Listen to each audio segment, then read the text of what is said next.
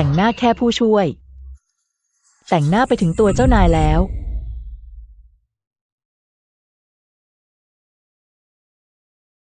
ก็แค่รอยลิปสติกเองทำไมพูดจาเสียดสีอาจารย์เย่อย่าเข้าใจผิดนะครับรอยลิปสติกนี่เพิ่งจะ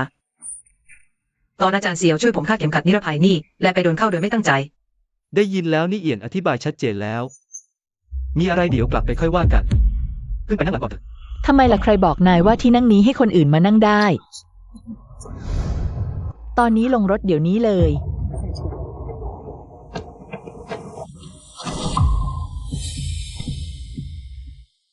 ทำไมนายต้องจ้องจับผิดเธอแบบนี้ต้องทำให้มันอึดอัดขนาดนี้เลยเหรอเสี่ยวฮั่นเรา2 คนแต่งงานกันมา7 ปีแล้วที่นั่งข้างคนขับนายนอกจากฉันแล้วยังเคยให้ใครนั่งอีกไหมแค่ที่นั่งเองนะทำไมนายถึงอ่อนไหวขนาดนี้นายกำลังปกป้องเธออยู่ใช่ไหมฉันบอกอีกทีที่นั่งของฉันเธอไม่สมควรนั่ง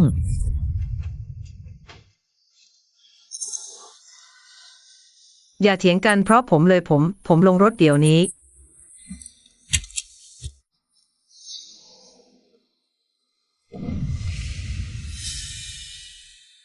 นี่คือ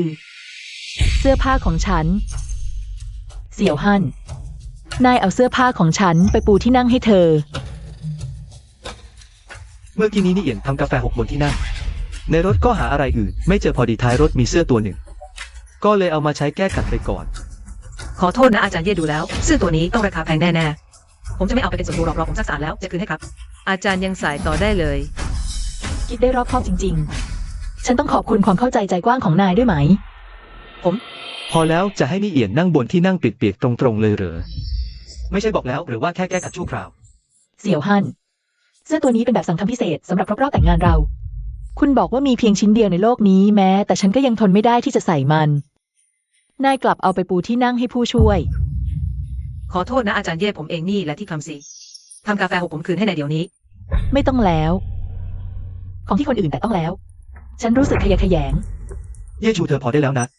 บอกแล้วว่าแค่เสื้อตัวหนึ่งและเป็นความคิดฉันเองด้วยจะโทษก็โทษฉันถ้าจริงๆไม่ได้ฉันขอโทษแทนเธอให้ได้ไหม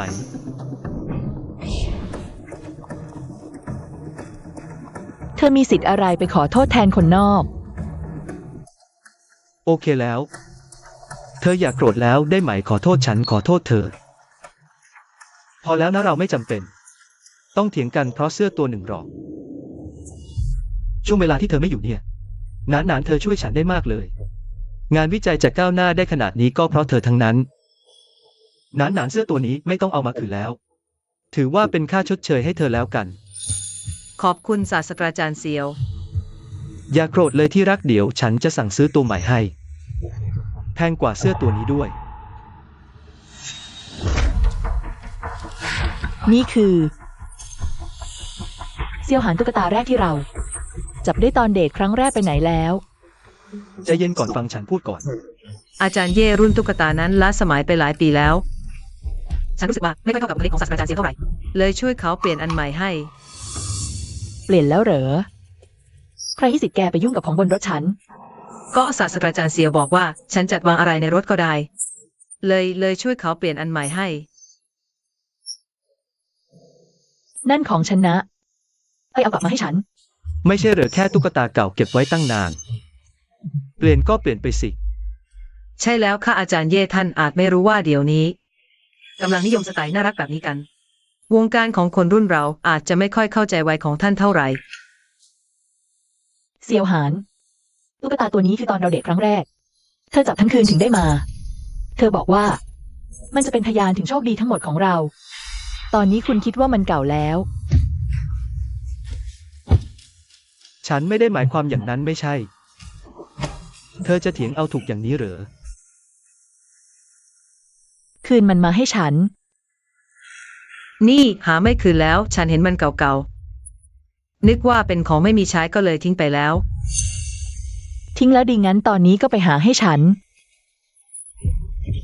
ไปที่ขยะหามันคืนมาเธอไม่จบไม่สิ้นใช่ไหมขยะในที่ทิ้งขยะมีตั้งมากมายจะหาคืนมาได้ยังไงก็แค่ตุ๊กตาเก่าๆตัวหนึ่งเธอต้องมาลำบากเด็กผู้หญิงแบบนี้เหรอตุ๊กตาเก่าๆเซียวหานฉันทำกับเธอแบบนี้เธอสงสารเธอใช่ไหม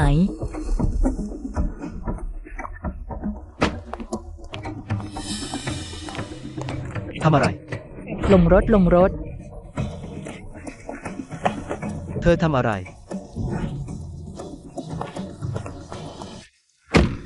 แกก็ลงไปด้วยไปหาให้ฉันด้วยกันรถฉัน ไม่รับของสกปรก เยซูเธอใจเย็นๆหน่อย เธอจะทำอะไร เยซูคุณบ้าไปแล้ว ศาสตราจารย์เซียวขอโทษนะ ผมไม่ได้ตั้งใจผมไม่รู้ตุ๊กตาตัวนั้นสำคัญกับเธอมากขนาดนี้ผมจะรีบไปหาทันที ไม่ต้องแล้วจริงเหนียนลืมบอกคุณไป คุณถูกถอดออกจากโครงการวิจัยแล้ว ไม่ต้องกลับมาที่สถาบันวิจัยอีกแล้ว นี่ เยซูเฮ้ยเยซู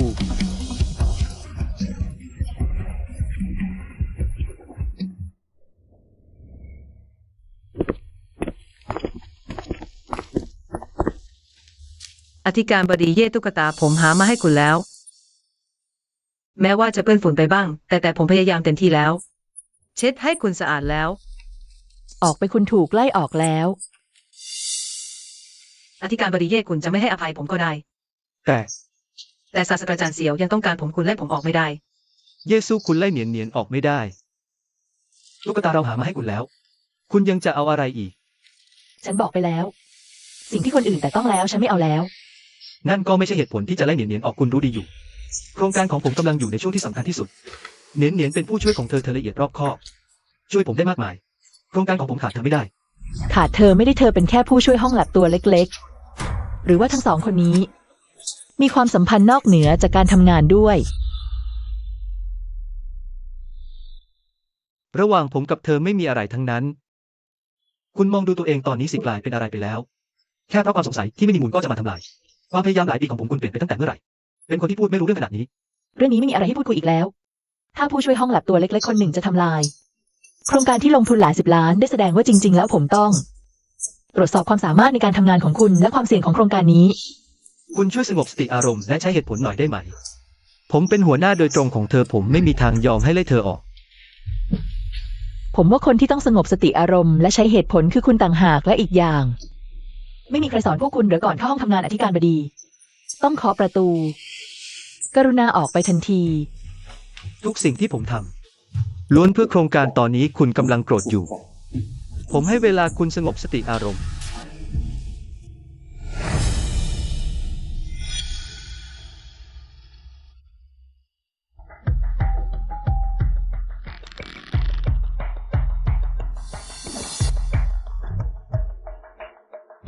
เซียวฮั่นอยากให้ฉันผิดหวังนะ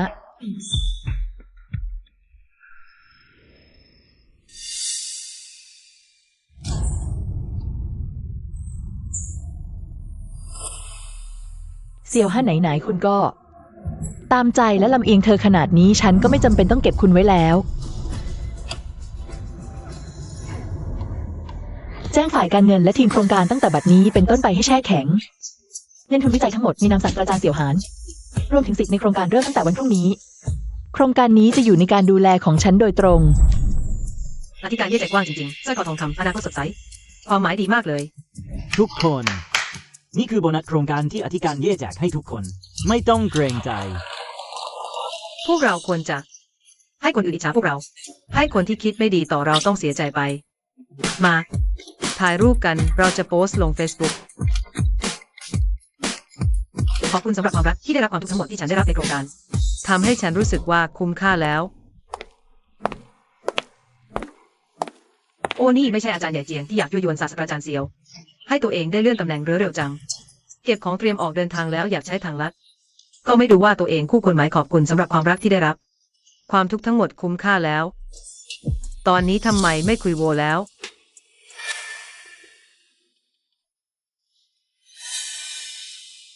ใช่เยซูส่งพวกคุณมาใช่ไหมยังไง นอกจากจะใช้อำนาจกดขี่คนอื่นเธอยังทำอะไรได้อีก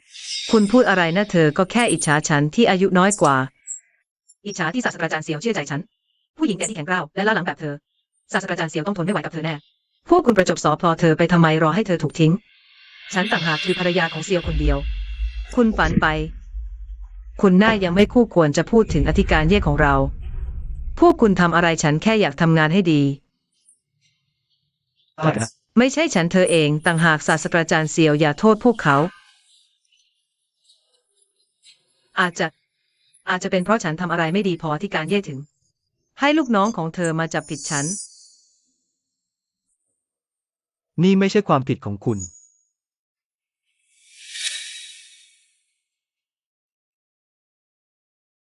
เสียวซูเธอเปลี่ยนไปได้ยังไง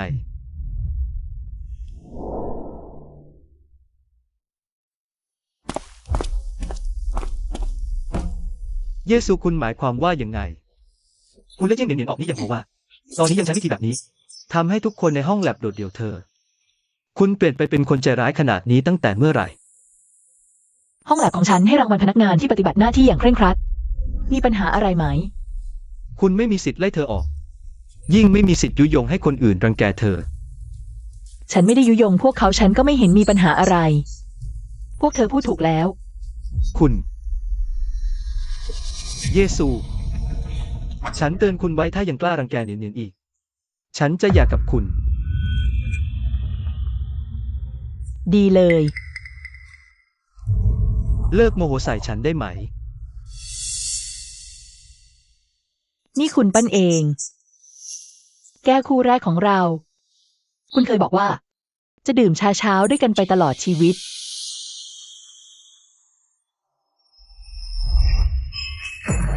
คุณ นี่ หลังจากเราคบกันคุณเก็บเงิน3 เดือน ของขวัญชิ้นแรกที่ให้ฉัน บอกจะทำให้ฉันเป็นผู้หญิงที่สุขที่สุดในโลก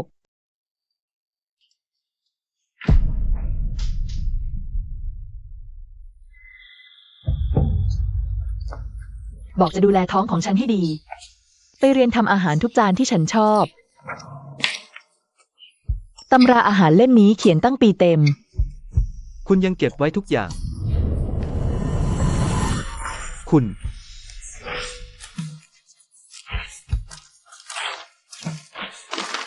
ตอนนี้ไม่จำเป็นแล้ว เยซูเราต้องมาถึงจุดนี้เลยเหรอ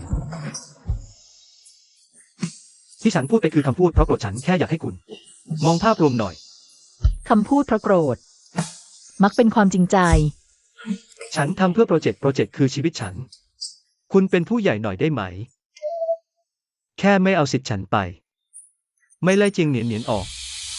เราก็ยังเหมือนเดิมได้ เหมือนเดิมคุณคิดยังไงว่าหลังจากคุณ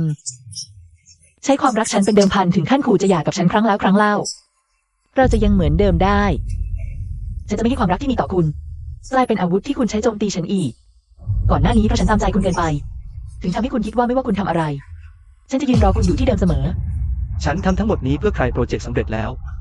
ใครได้ประโยชน์ที่สุดฉันรักคุณเสมอนัก รักฉัน เสี่ยวหานความรักของคุณ ไร้ค่ามาก เยซู เสี่ยวหาน จากนี้ไป ฉันจะเอาความรักที่มีให้คุณ ทั้งหมด เอากลับไปจนหมด รวมถึงสิทธิ์ที่ฉันให้คุณด้วย ยกเลิกทั้งหมด ฉันไม่ได้หมายความอย่างนั้น ฉันแค่ไม่ชอบที่คุณเอาแต่ใจตัวเองขนาดนี้ คุณแช่แข็งสิทธิ์ของฉัน โดยไม่ฟังคำอธิบาย แล้วก็ยึดโครงการของฉันไป ฉันอยู่ห้องแลบทั้งวันทั้งคืนส่วนคุณล่ะ คุณก็แค่เซ็นชื่ออนุมัติงบ คุณมีผลงานที่เป็นรูปธรรมอะไรอีกไหม ฉันไม่ยอมรับที่คุณเอาสิ่งเหล่านี้ไป ง่ายได้ขนาดนี้ ถ้าไม่มีเงินทุนของฉันทรัพยากรของฉัน โครงการของคุณก็ยังเป็นแค่กระดาษเปล่า ตอนนี้ฉันจะเอาสิ่งที่เป็นของฉันคืน ต้องอธิบายให้คุณฟังด้วยไหม พอแล้ว เราเลิกเถียงกันได้ไหม ดูสิ นี่สร้อยที่ฉันซื้อมาให้คุณ โดยเฉพาะชอบไหม เราคืนดีกันเถอะ หยุดสร้างปัญหาได้ไหม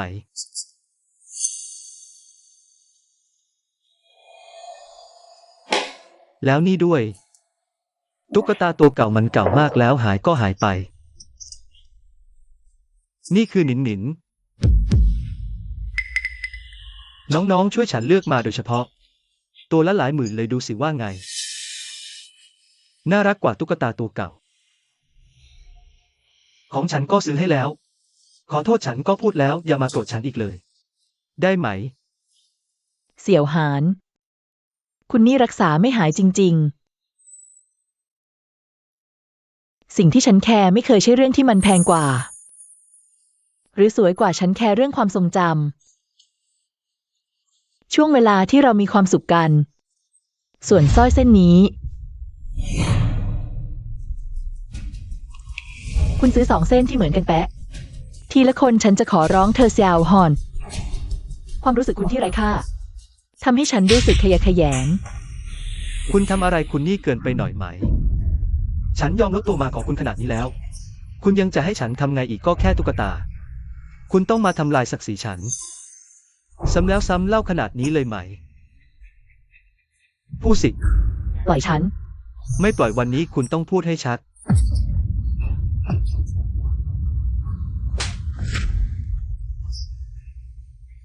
ออกไป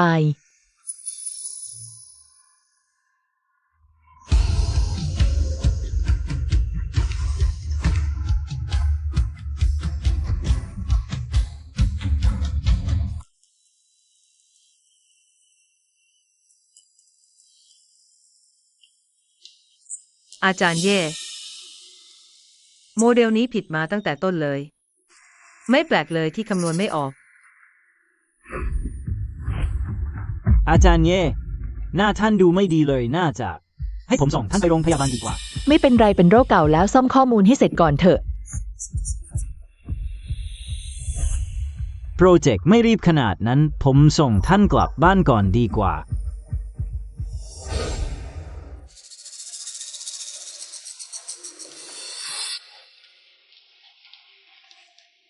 นี่มันอะไรกัน มีอะไรครับศาสตราจารย์เซียว อ้อ ลืมบัตรคีย์การ์ด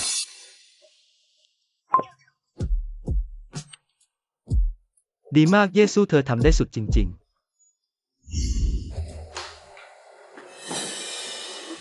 เยซูไปไหนมา อาจารย์เย่ไม่สบายกลับบ้านไปก่อนแล้ว โปรเจกต์วุ่นวายขนาดนี้เธอกลับหาเวลาพักผ่อนได้ซะงั้น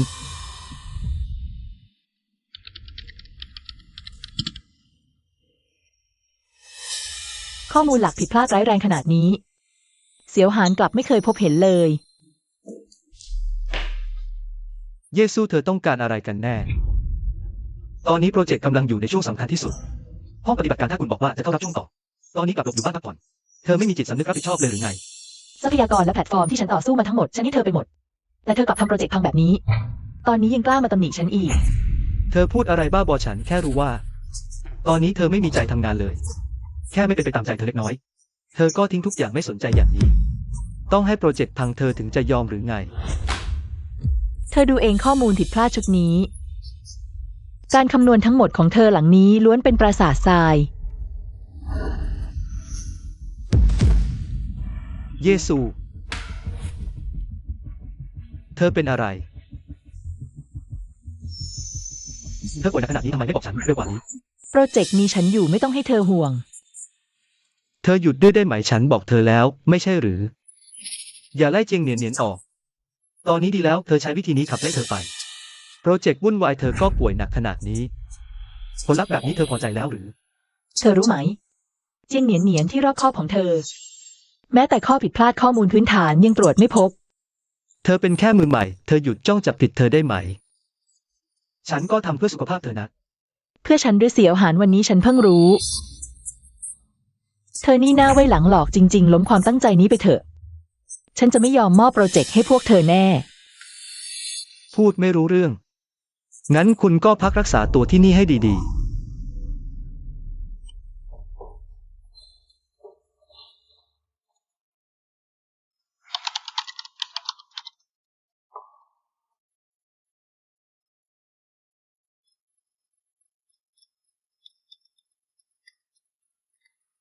ฮัลโหล อาจารย์ใหญ่เย่ศาสตราจารย์เซียวเขาติดต่อ ผู้อาวุโสหลายท่านในคณะผ่านทางคุณพ่อของคุณ ซึ่งก็คือเครือข่ายความสัมพันธ์เก่าของศาสตราจารย์เย่ผู้พ่อ อะไรนะ อาจารย์ใหญ่เย่ศาสตราจารย์เซียวเขาต้องการเลี่ยงคุณ เพื่อกู้คืนสิทธิ์การนำโครงการแล้วแนะนำผู้มีความสามารถพิเศษ ก็เรียกตัวดิงเหนียนกลับมาทำงาน เขากล้าดียังไงตอนนี้พ่อฉันยังนอนอยู่ที่โรงพยาบาลเลย ถ้าให้ท่านรู้ว่าลูกเขยสิทธิ์ของท่าน ใช้ชื่อเสียงของท่านเพื่อผลประโยชน์ส่วนตัวท่านคงตายด้วยความโกรธแน่ อาจารย์ ตอนนี้ผมยังไม่คู่ควรกับเสี่ยวสู้แต่โปรดวางใจ ผมขอสัญญากับอาจารย์ตรงนี้3 ข้อแรก ผมจะรับผิดชอบในฐานะสามีตลอดไป จะรักเธอคนเดียวเสมอมอบความรักทั้งหมดให้เธอเพียงคนเดียว จะไม่ทำให้เธอผิดหวังเลยในชาตินี้ ข้อ 2 ผมจะสนับสนุนเคารพการงานของเธอเสมอ เดินเคียงข้างไปกับเธอ ข้อ 3 จะเดินต่อไปอย่างสง่างาม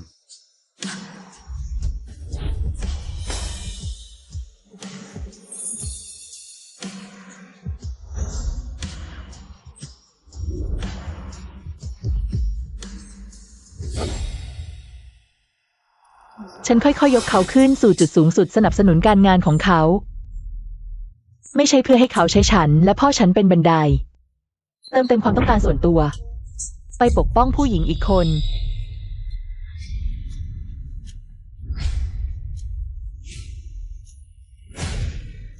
แจ้งกรรมการทุกคนประชุม ฉันจะทำให้เซียวฮั่นเสียชื่อเสียง ให้เขาถูกขับออกจากวงการวิชาการตลอดไป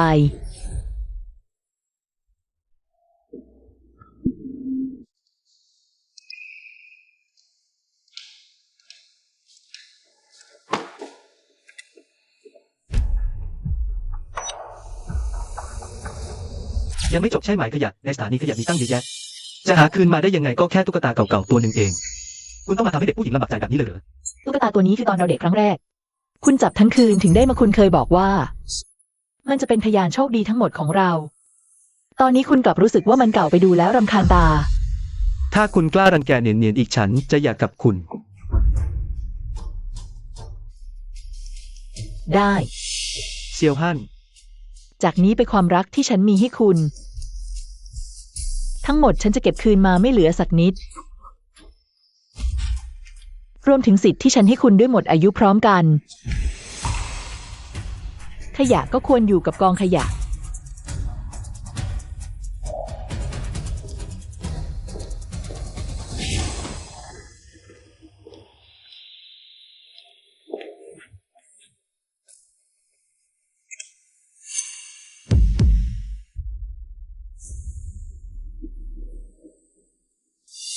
ตัวตลกชั้นต่ำ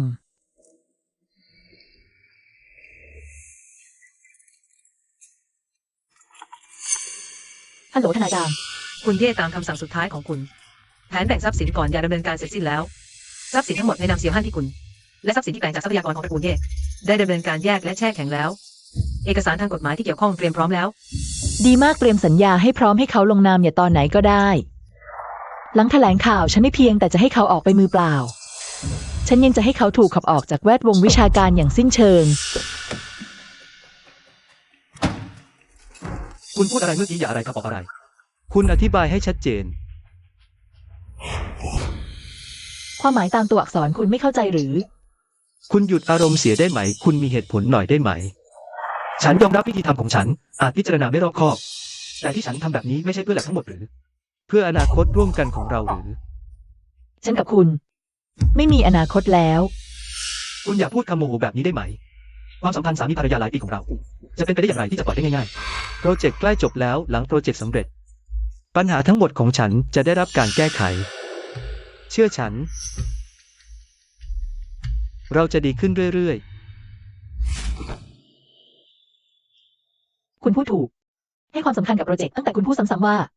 คำนึงถึงสถาบันวิจัยก็ทำตามกฎระเบียบ การจ้างกลับของจองเนียนยังต้องผ่านกระบวนการทางการของสถาบันวิจัย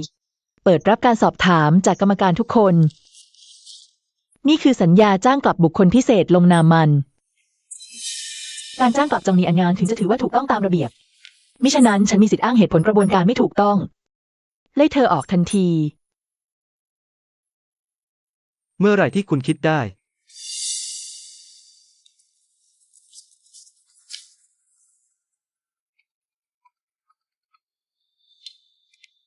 ฮัลโหล ศาสตราจารย์เสี่ยวข้อมูลโปรเจกต์ขั้นตอนสุดท้ายยืนยันสำเร็จแล้ว แต่ว่าฉันรีบแจ้งข่าวดีให้ทุกคนมากไป เผลอล้มจากบันไดเท้าพลิกเจ็บมาก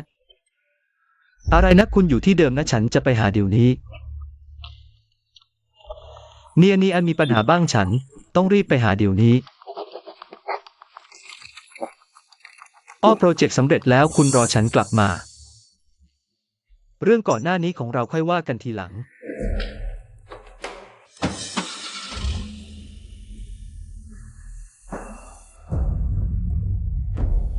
เซียวฮอนทางนี้คุณเลือกเอง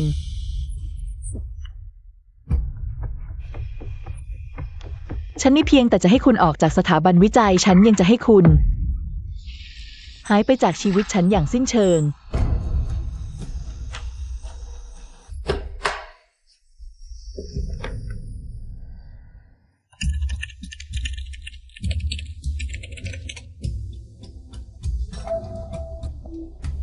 สำเร็จแล้ว การคำนวณตรวจสอบสุดท้ายถูกต้องทั้งหมดเนียนคุณเป็นโชคดีของฉันจริง ดีมากศาสตราจารย์เซียวยินดีด้วยนี่เป็นผลงานของคุณทั้งหมด มีผลสำเร็จเหล่านี้คนที่เคยดูถูกคุณ ในที่สุดก็สามารถอุปการได้แล้ว ๆ ใช่แล้ว โดยเฉพาะเยชูตลอดหลายปีที่ผ่านมาเธอตั้งคำถามกับฉันตลอด กดดันฉัน ไม่รู้ว่าเธอเห็นแล้วหน้าตาจะสวยแค่ไหน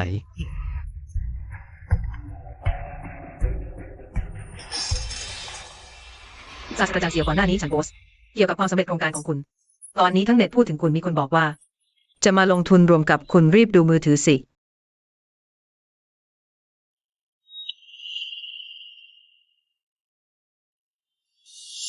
นี่มัน ทั้งหมดนี้มาหาฉันเลย ฮัลโหล ใช่ศาสตราจารย์เซียวไหมงานวิจัยคุณฉันเห็นแล้ว ทางเราสนใจมากคุณดู สถาบันวิจัยคุณยังต้องการเงินลงทุนไหม บริษัทฮุนยูของเราออก30 ล้าน 30 ล้าน ได้ไว้คุยรายละเอียดทีหลัง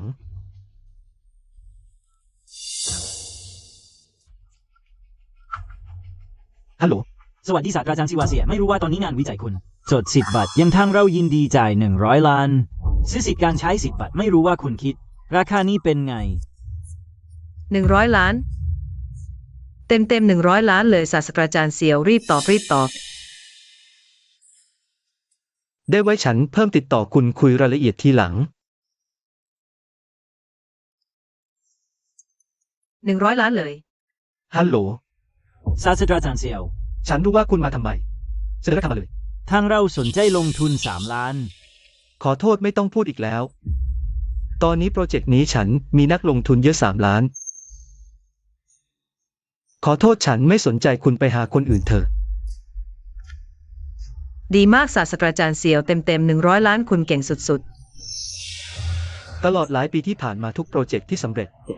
เยชูเหมือนแม่ยายมาคอยจับจ้องอยู่ข้างๆ ชอบเข้ามาแทรกแซงเหมือนบอกว่าถ้าฉันทำคนเดียว ไม่มีทางทำวิจัยสำเร็จ ตอนนี้ล่ะ ไม่มีเธอ งานวิจัยฉันก็สำเร็จ ฉันก็ได้เงินลงทุนเป็น100 ล้าน ๆ ศาสตราจารย์เซียวคุณว่าถ้าอธิการเย่รู้แล้ว หน้าตาจะเป็นยังไง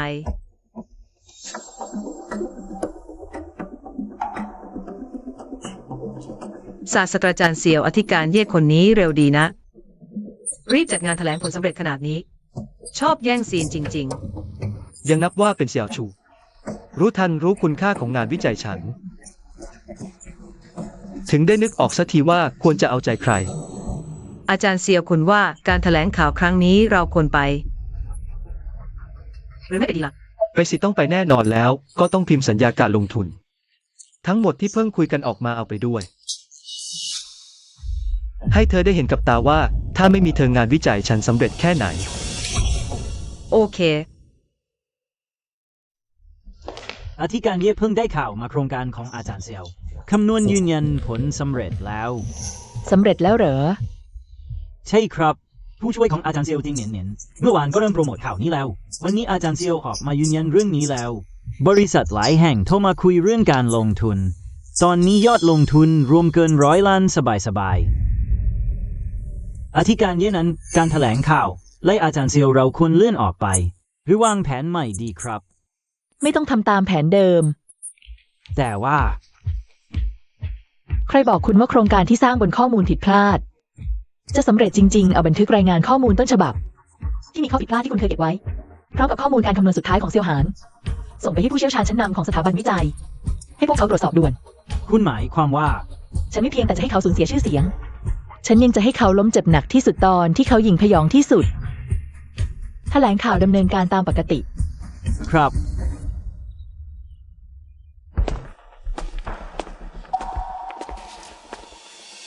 เซียวสู่ ไม่เลวนะการจัดแถลงข่าวครั้งนี้ดีมากหรูหราพอตัว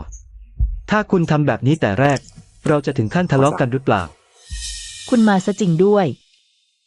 แล้วฉันไม่ควรมาหรือไง ฉันต่างหากที่เป็นตัวเอกของงานแถลงข่าวนี้ อธิการเย่ความสำเร็จของอาจารย์เซียว ในวันนี้คุณไม่น่าไม่รู้ใช่ไหม ลงทุนกันมากมายจนเกิน100 ล้านแล้ว คุณยังทำท่าแบบนี้กับอาจารย์เซียวไม่เหมาะสมนะ ฉันทำท่าแบบไหนไม่ใช่เรื่องของคุณ คุณ พอเธอเซียวซูอย่าทำเป็นวางท่า ฉันรู้คุณคิดว่า ฉันสนใจแต่เหนียนเด็กฝึกงานจนทิ้งคุณให้เหงา คุณโกรธก็ใช่เรื่อง แต่ดูสิคุณจัดงานแถลงข่าวนี้ ฉันไม่อยากให้คุณเสียหน้าก็ยังมาให้เห็นไง ใจฉันมีคุณนะคุณลดนิสัยเจ้าหญิงลงหน่อย เราก็คงไม่มาถึงจุดนี้ โกรธ เซียวฮอนคุณคิดว่าตัวเองดีเกินไปแล้ว แต่มีอย่างหนึ่งที่คุณพูดถูกการแถลงข่าวครั้งนี้ จัดขึ้นเพื่อคุณจริงๆ ถ้าไม่มีคุณก็ขาดบรรยากาศไปหน่อย นี่แหละถูกต้องแค่คุณประกาศในการแถลงข่าว คืนตำแหน่งหัวหน้าของฉัน เราสองคนก็ยังเหมือนเดิม เซียวฮอน คุณคิดยังไงว่าหลังจากทำเรื่องแบบนี้แล้ว เราจะกลับไปเหมือนเดิมได้ ทุกอย่างที่ฉันทำคือโครงการวิจัย งานวิจัยดูแค่ผลลัพธ์ตอนนี้ผลออกมาแล้ว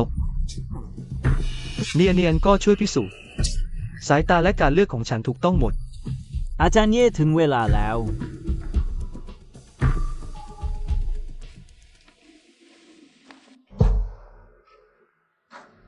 ขอบคุณคณะกรรมการและสื่อมวลชนทุกท่านที่มาร่วม วันนี้เรียกประชุมแถลงข่าว เพื่อประกาศข้อตกลงด้านบุคลากรที่สำคัญ ฉันประกาศตั้งแต่วันนี้เป็นต้นไปปลดเซียวฮอนออกจากตำแหน่งทั้งหมด ในสถาบันวิจัยขับไล่เขาออกถาวร อะไรนะเยชูคุณจะปลดฉัน คุณไม่มีสิทธิ์ เซียวฮอน ฉันเป็นนักลงทุนโครงการและเป็นผู้รับผิดชอบโครงการนี้ ฉันไล่คุณออก เป็นการแจ้งเตือนไม่ใช่การปรึกษาคุณไม่มีสิทธิ์คัดค้าน อาจารย์เย่ขอถามเหตุผลได้ไหม 7 ปีนี้ ฉันลงทุนในตัวเซียวฮอนไปหลาย10 ล้าน ผลสำเร็จทั้งหมดฉันเป็นคนกำหนดทิศทางโครงการ ตรวจสอบผลการทดลองถึงจะสำเร็จได้ ส่วนศาสตราจารย์เซียวฮอน ทุจริตทางวิชาการความสามารถน่าเป็นห่วงฉันไล่เขาออกชอบด้วยเหตุผล คุณพูดไร้สาระ เห็นไหม นี่คือโครงการวิจัยที่ฉันเป็นผู้นำ มีผลการทดลองแล้วจะยื่นขอสิทธิ์บัตรได้ทันที และนี่ด้วยดูสิว่าคืออะไร นี่คือสัญญามูลค่า30 ล้าน นี่คือสัญญาซื้อสิทธิ์บัตรมูลค่า 1,000 ล้าน หลังจากโครงการฉันสำเร็จ สัญญาลงทุนที่มาหาฉันต้องเข้าแถวรอและ โครงการต่ำกว่าล้านฉันมองไม่แม้แต่จะสนใจ แม้แต่จะเซ็นอันไหนดีฉันยังไม่รู้เลย แล้วไง ฉันจึงมีความสามารถมากกว่านักลงทุนอย่างคุณ เพียงเพราะฉันดีกับผู้ช่วยมือดีของฉันนิดหน่อย คุณก็แต่งเหตุผลแบบนี้อยากไล่ฉันออกกดฉัน ฉันว่าคนที่ควรโดนไล่ออกนั่นคือคุณต่างหาก อาจารย์เย่โครงการของศาสตราจารย์เซียวเพื่อประสบความสำเร็จอย่างยิ่งใหญ่ ไล่สมาชิกหลักของสถาบันวิจัยในเวลานี้ จะส่งผลต่อชื่อเสียงทางวิชาการ และการพัฒนาต่อไปของสถาบันหรือไม่ มีข่าวลือว่าคุณต้องการแย่งสิทธิ์ในการควบคุมโครงการ นี่เป็นเรื่องจริงหรือไม่ พูดสิ เป็นไง เป็นไปแล้วหรือ สำหรับโครงการที่ไม่มีทางสำเร็จ ฉันไม่มีอะไรจะพูด เยซูตอนนี้แล้วยังจะดื้ออีก ยังพูดจะไล่ฉันออก ท่านผู้มีเกียรติทั้งหลายฉันต่างหากที่มุ่งเน้นการวิจัย เป็นคนที่สร้างผลงานให้สถาบันจริงๆ ส่วนคุณแค่เพราะความขัดแย้งส่วนตัวเล็กๆน้อยๆ ก็ใช้อำนาจในทางที่ผิดไล่นักวิจัยหลักออกคุณ ต่างหากที่เป็นผู้ประพฤติผิดทางวิชาการจิตใจต่ำทราม อาจารย์เย่คุณมีอะไรจะพูดต่อข้อกล่าวหาของศาสตราจารย์เซียวไหม อาจารย์เย่กรุณาตอบคำถามทันที อธิการเย่ศาสตราจารย์เซียวเสนอผลงานที่เป็นรูปธรรมจริงๆ เรื่องการปลดหนี่ฉันว่าคงเป็นความเข้าใจผิด ไม่นั้นค่อยว่ากันทีหลัง เราปรึกษากันก่อนแล้วค่อยตัดสินใจ ดูเหมือนว่าคณะกรรมการทุกท่านต่างก็เข้าใจเหตุผลดี ก็ไม่ต้องให้ฉันมาอธิบายให้ฟังอีกแล้ว อธิการเย่ไม่งั้นวันนี้เราค่อย ฉันสามารถจัดแถลงข่าววันนี้ได้ก็หมายความว่าเรื่องนี้ ไม่มีทางกลับไปแก้ไขอะไรได้แล้ว เสี่ยวฮั่น ฉันบอกอีกครั้งโครงการของคุณไม่มีทางสำเร็จ และคุณก็เป็นแค่พนักงานคนหนึ่งในสถาบันวิจัยของฉัน การไล่คุณออกเป็นการแจ้งให้ทราบไม่ใช่การปรึกษาหารือ ดี เยซู เมื่อคุณพูดถึงสถาบันวิจัยซ้ำแล้วซ้ำเล่างั้นเราก็ทำตามกฎของสถาบันวิจัยเลย การแต่งตั้งหรือปลดบุคคลสำคัญต้องผ่านการลงคะแนนเสียง ของคณะกรรมการทั้งหมด เสี่ยวฮั่นคุณนี่ไม่เห็นโลงศพไม่หลั่งน้ำตาเลย ยังไม่ยอมแพ้อีกเหรอ ได้ ฉันจะทำให้คุณสมใจ คุณค่าของโครงการฉันผลงานวิจัยของฉัน ทุกคนที่นั่งอยู่ก็เห็นได้ชัด คุณคิดว่าคณะกรรมการทุกท่าน จะยังสนับสนุนคุณเหมือนแต่ก่อนอีกเหรออย่าฝันไปเลย ฉันขอเสนอให้ปลดเสี่ยวฮั่นออกจากตำแหน่งในสถาบันวิจัย ตำแหน่งทั้งหมดไล่เขาออกจากสถาบันวิจัย กรรมการทั้งหมดที่นั่งอยู่ที่นี่ที่เห็นด้วยกับข้อเสนอของฉัน กรุณาโหวตด้วยการยกมือ ฉันสนับสนุนการตัดสินใจของอธิการบดีเย่ ปลดเซียวฮั่น ออกจากตำแหน่งหัวหน้านักวิจัยหลักไล่เขาออกจากสถาบันวิจัย ให้หมด กรรมการหวัง คุณนี่มัน ฉันก็เห็นด้วย เห็นด้วย พวกคุณบ้าไปหมดแล้วเหรอ การลงทุนหลายร้อยล้านเธอไม่เห็นก็ช่าง แต่พวกคุณก็ไม่เห็นด้วยหรือ ศาสตราจารย์เสี่ยว กรรมการพวกเรานี้ ต่างก็ติดตามอธิการบดีเย่มองดูอธิการบดีเย่ก้าวทีละก้าวสร้างกิจการมาจนถึงทุกวันนี้ไม่ว่าฉันจะไม่รู้ว่าหลังจากที่ท่านนำผลงานที่เป็นรูปธรรมออกมาแล้วทำไมเธอยังยืนกรานจะไล่ท่านออกแต่ตลอดหลายปีที่ผ่านมาการตัดสินใจของอธิการบดีเย่ไม่เคยผิดพลาดเลยเมื่อเทียบกับท่าน พวกเรายินดี จะเชื่อการตัดสินของอธิการบดีเย่มากกว่า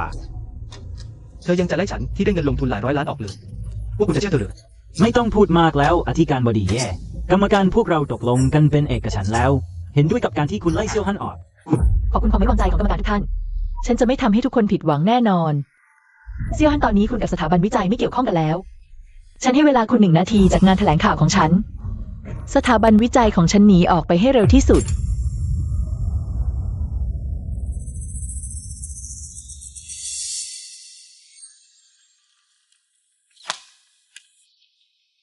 เยซู คุณพอใจกับสิ่งนี้หรือไม่ ฉันก็แค่ไม่ได้ทำตามใจคุณ ไม่ได้ไล่นี่เอียนออกไม่ได้ให้คุณเข้ามายุ่ง เรื่องงานของสถาบันวิจัยใช่ไหมคุณก็ใช้อำนาจในตำแหน่งของคุณ ประสบการณ์ของคุณบีบบังคับให้คณะกรรมการนี้มาลงมติให้ฉันออก คุณไม่คิดว่าตัวเองน่าขำเหรอ อธิการบดีเย่คุณจะตอบโต้เรื่องนี้อย่างไร ในช่วงเวลานี้ยังยืนกรานไล่ศาสตราจารย์เสี่ยวออก เป็นเพราะอิจฉาและกีดกันคนเก่งหรือไม่คุณเอาอารมณ์ส่วนตัวมาไว้เหนือ การพัฒนาของสถาบันวิจัยนำทีมงานมากีดกันศาสตราจารย์เสี่ยวและผู้ช่วยเจียงการสูญเสียศาสตราจารย์เสี่ยวหัวหน้านักวิจัยหลักระดับนี้ความรับผิดชอบนี้คุณจะรับไหวหรือไม่ เยซู คำถามเหล่านี้คุณกล้าตอบไหม ฉันต่างหากที่เป็นคนทำให้สถาบันวิจัยได้เงินลงทุนหลายร้อยล้าน คุณเชื่อไหมแค่ฉันเดินออกไป ภายในไม่กี่นาทีฉันก็สามารถตั้งสถาบันวิจัยใหม่ได้ รอให้ฉันได้เงินลงทุนมาฉันจะซื้อมัน ส่งรายงานวิจัยสถาบันคุณเป็นร้อยครั้ง คุณคิดว่าการไล่ฉันออกจะทำลายอาชีพฉันได้งั้นเหรอ ฉันบอกคุณเลยคุณฝันไปเถอะ ศาสตราจารย์เสี่ยวเธอใจร้ายขนาดนี้แล้ว จะมีอะไรให้พูดกับเธออีก โครงการเรามีค่าขนาดนี้ รอให้เงินทุนมาถึงทั้งสถาบันวิจัย ไม่ใช่คุณเป็นคนตัดสินใจทั้งหมดหรอกเหรอถึงตอนนั้นฉันจะดูว่าเธอยังจะยิงได้อีกไหม เยซู ฉันให้โอกาสคุณครั้งสุดท้าย แค่คุณออกหน้ากล้อง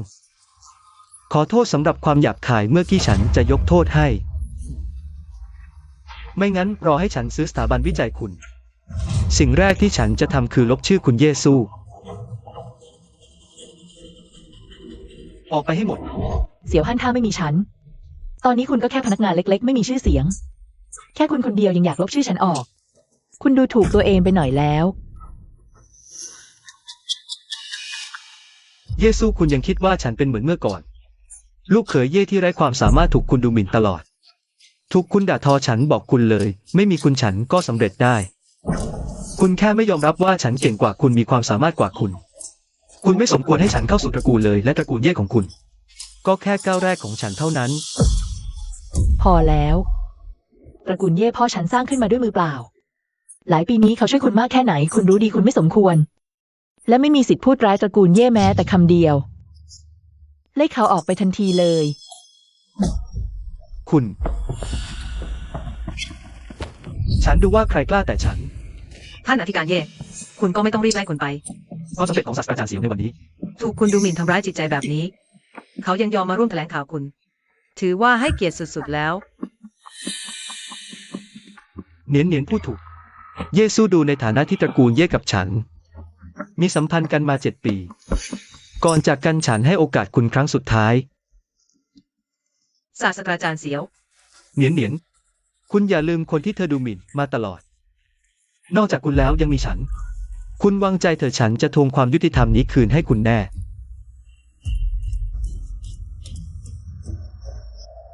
เยซู ขอแค่คุณเปิดเผยต่อหน้าสื่อ งานวิจัยให้ฉัน รวมถึงคำขอโทษอย่างจริงใจจากเนียนฉันก็สามารถกลับไปทำงานที่สถาบันวิจัยต่อได้คุณเลือกเอง จะให้ฉันตั้งฐานใหม่ซื้อสถาบันวิจัยคุณมา ฉันขอโทษที่ทำให้คุณตาย ทิ้งทางหนีไว้ให้ตัวเอง เสียวหานฉันควรจะขอโทษ ฉันควรขอโทษตัวเองเมื่อ7 ปีก่อน ฉันดูคนผิดใช้เวลา7 ปีไปอย่างสูญเปล่า และใช้ทรัพยากรของตระกูลเย่ไป7 ปี เพื่อเลี้ยงดูตัวตลกอย่างคุณ คุณ ถึงตอนนี้คุณยังดื้อดึงไม่ยอมเปลี่ยน ก่อนหน้านี้ทำไมฉันไม่เห็นว่าคุณโง่ขนาดนี้ เงินเข้าบัญชี30 ล้านหยวน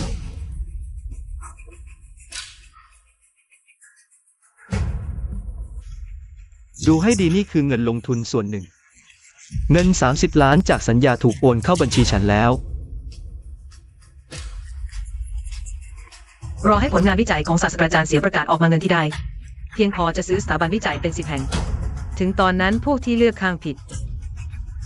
อย่าร้องไห้และคุกเข่าลงและบอกว่าคุณเสียใจ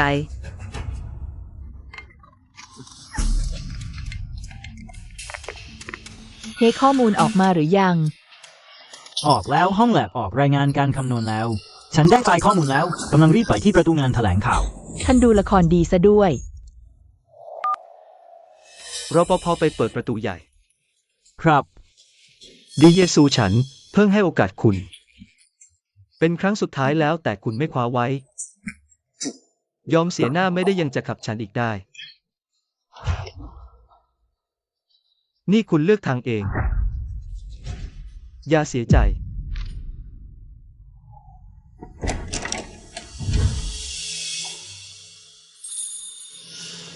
เสียวหาน ความฝันรุ่งเรืองของคุณควรตื่นแล้ว ประธานเย่นี่คือรายงานการคำนวณ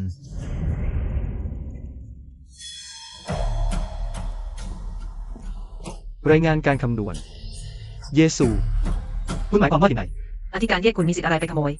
ข้อมูลการทดลองของศาสตราจารย์เสียวถึงตอนนี้ คุณคงไม่บอกว่าข้อมูลการทดลองนี้ เป็นของห้องแลบคุณ อยากแย่งชิงผลงานการทดลองของศาสตราจารย์เสียวใช่ไหม ลืมตาดูให้ดี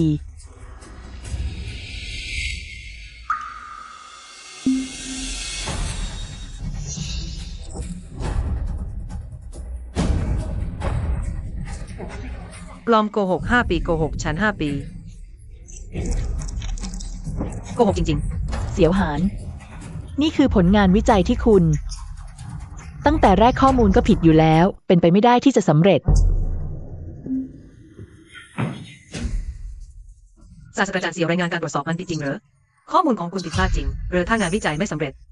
ชื่อเสียงคุณจะพังทลายคุณยอมรับผลนี้ได้ไหม เป็นไปไม่ได้ เยชู คุณแน่นอนที่ปลอมแปลงมัน ผลการทดลองฉันตรวจสอบซ้ำแล้วทั้งหมด มันไม่มีทางผิดพลาดได้ นี่คือรายงานการตรวจสอบจากสถาบันวิจัยชั้นนำของประเทศ คุณดูเองให้ดี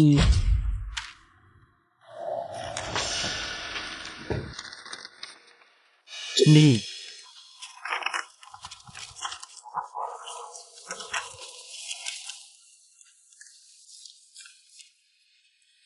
ฮัลโหลประธานหวัง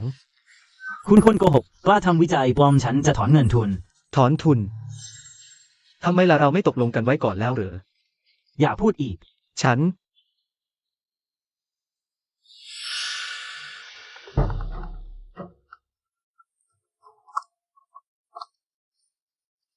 เฮ้ยประธานหลี โครงการที่คุณส่งมากล้าปลอมข้อมูล ความร่วมมือของเราจบตั้งแต่นี้เป็นต้นไป ยกเลิก ประธานหลีเราเซ็นสัญญากันแล้วไม่ใช่เหรอและเงินโครงการก็โอนมาให้ฉันแล้ว ไม่มีอะไรจะพูดแล้ว ประธานหลีข้อมูลปลอมที่คุณพูดถึง มันเป็นแค่ความเข้าใจผิดฟังฉันอธิบายก่อน ประธานหลี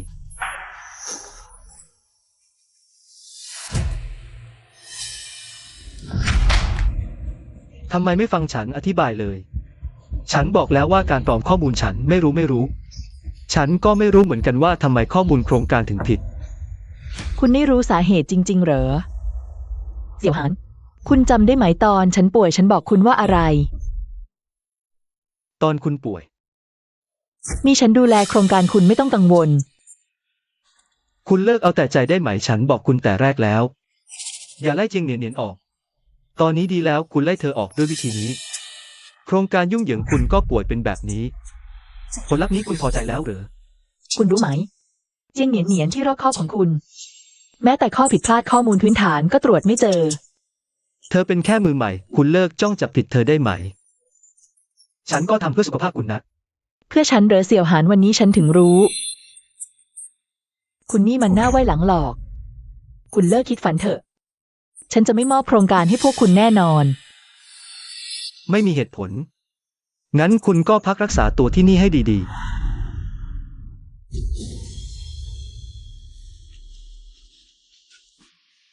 ที่แท้ คุณรู้มาตั้งนานแล้วสินะ ตอนนี้เข้าใจแล้ว ความสำเร็จที่คุณพูดถึงตั้งแต่แรกมันก็เป็นแค่ภาพลวงตา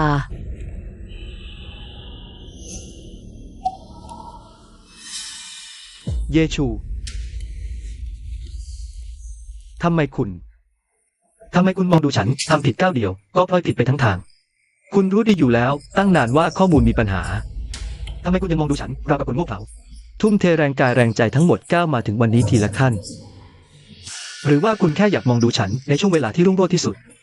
แล้วแทงข้างหลังฉันงั้นเหรอ ความสัมพันธ์7 ปีของเรานะ คุณใจร้ายได้ยังไงกัน ฉันเตือนคุณไปตั้งนานแล้ว และให้โอกาสคุณหลายครั้งแล้ว แต่ว่าคุณหญิงพยองและมองไม่เห็น เพื่อปกป้องเจียงเหนียน และเพื่อพิสูจน์ว่าตัวเองถูกคุณเองก็เซ็นชื่อใน รายงานที่มีปัญหานั่นตัวคุณเองต่างหากทำลายผลงานตัวเองด้วยมือตัวเอง ผลสุดท้ายวันนี้ของคุณ สมน้ำหน้าแล้ว ฉัน ข่าวล่าสุดในเน็ตผู้เชี่ยวชาญหลายท่านออกมาแสดงความเห็นพร้อมกัน เกี่ยวกับการวิเคราะห์ข้อมูลต่างเห็นตรงกันว่า ข้อมูลหลักมีข้อผิดพลาดมหาศาลข้อสรุปใช้ไม่ได้ เว็บไซต์ตรวจสอบวิชาการปลอมได้จัดให้ กรณีของเสี่ยวหานเป็นกรณีตัวอย่าง ชื่อเสียงทางวิชาการเขาพังหมดแล้วศาสตราจารย์เซียว คุณมีความคิดเห็นอย่างไรบ้าง ฉันนึกออกแล้ว เหนียน ข้อมูลชุดนี้คุณเป็นคนคำนวณเสร็จแล้วส่งให้ฉัน ไม่ใช่ฉันผิดคุณต่างหากที่คำนวณผิด คุณทำฉันตายแน่ ไม่ได้ ฉันทำให้เยชูขุนเคือง จะให้เสี่ยวหานเกลียดฉันอีกไม่ได้แล้ว ไม่อย่างนั้นแวดวงนี้ฉันคงอยู่ไม่ได้จริงๆ ศาสตราจารย์เซียวฉันไม่ได้ตั้งใจ ศาสตราจารย์เซียวฉันเป็นแค่เด็กฝึกงานประสบการณ์อย่างน้อย ฉันคิดว่าข้อมูลนี้ถูกต้อง ฉันแค่อยากช่วยคุณมากเกินไปเห็นคุณทำงานโปรเจกต์นี้ อดนอนทุกคืนอธิการบดีเย่ยังคอยกดดันคุณ ตั้งคำถามคุณ ฉันขอโทษศาสตราจารย์เซียวฉันไม่ได้ตั้งใจ ฉันพูดเอง ฉันใจร้อนเอง ขอโทษนะฉันทำให้คุณต้องลำบาก อาจารย์เย่ทุกอย่างเป็นความผิดของฉันทำให้อาจารย์เซียวต้องลำบาก ฉันขอร้องอย่าไล่อาจารย์เซียวนะ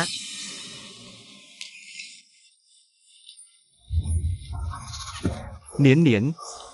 ขอโทษฉันเพิ่งหุนหันไปหน่อยเรื่องนี้ไม่ใช่ความผิดของคุณ อาจารย์เซียวฉันยินยอมลาออกด้วยตัวเอง ขอแค่อาจารย์เหยกโทษให้กับความผิดพลาดของฉันไม่เอาผิดกับคุณ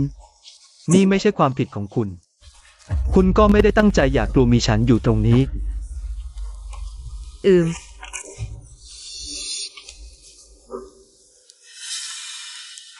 เสี่ยวสู้เรื่องเมื่อกี้ ฉันผิดเอง แต่คุณก็เห็นแล้วข้อมูลผิดพลาดไม่ใช่ความผิดของฉันมัน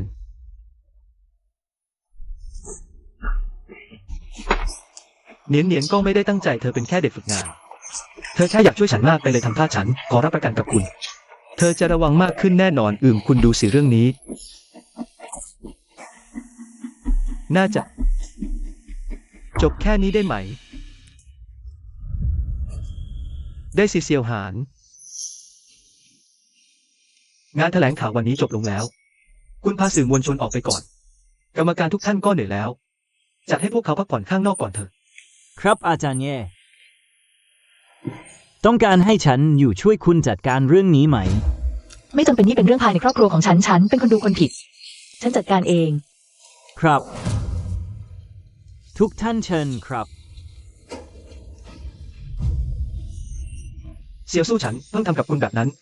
คุณยังยอมให้โอกาสฉันอีกครั้ง ฉันรู้อยู่แล้วความสัมพันธ์7 ปีของเราไม่ใช่เรื่องโกหกแน่นอน คุณยังมีฉันอยู่ในใจคุณมั่นใจได้ ฉันจะไม่ทำแบบนี้อีกไม่ต้องห่วงฉันจะสบายดี อย่ามาโนอีกแล้วเซียวหาน สาเหตุที่ฉันค่อยๆไต่เต้ามาถึงวันนี้ ก็เพื่อไม่ให้ตัวเองต้องทนอีกแล้ว การจบที่ฉันพูดถึง คือความสัมพันธ์ระหว่างเราจบลงแล้ว ไม่มีอะไรเกี่ยวข้องกันอีก อาจารย์เย่ความผิดทั้งหมดเป็นของฉันขอร้องละอย่าไล่อาจารย์เซียว ไล่ฉันดีกว่าเหนียนคุณอย่าเป็นแบบนี้ คุณก็ทำเพื่อฉัน คุณคิดว่าฉันเพิ่งตีเขาไปแล้ว คุณจะไม่มีเรื่องเหรอ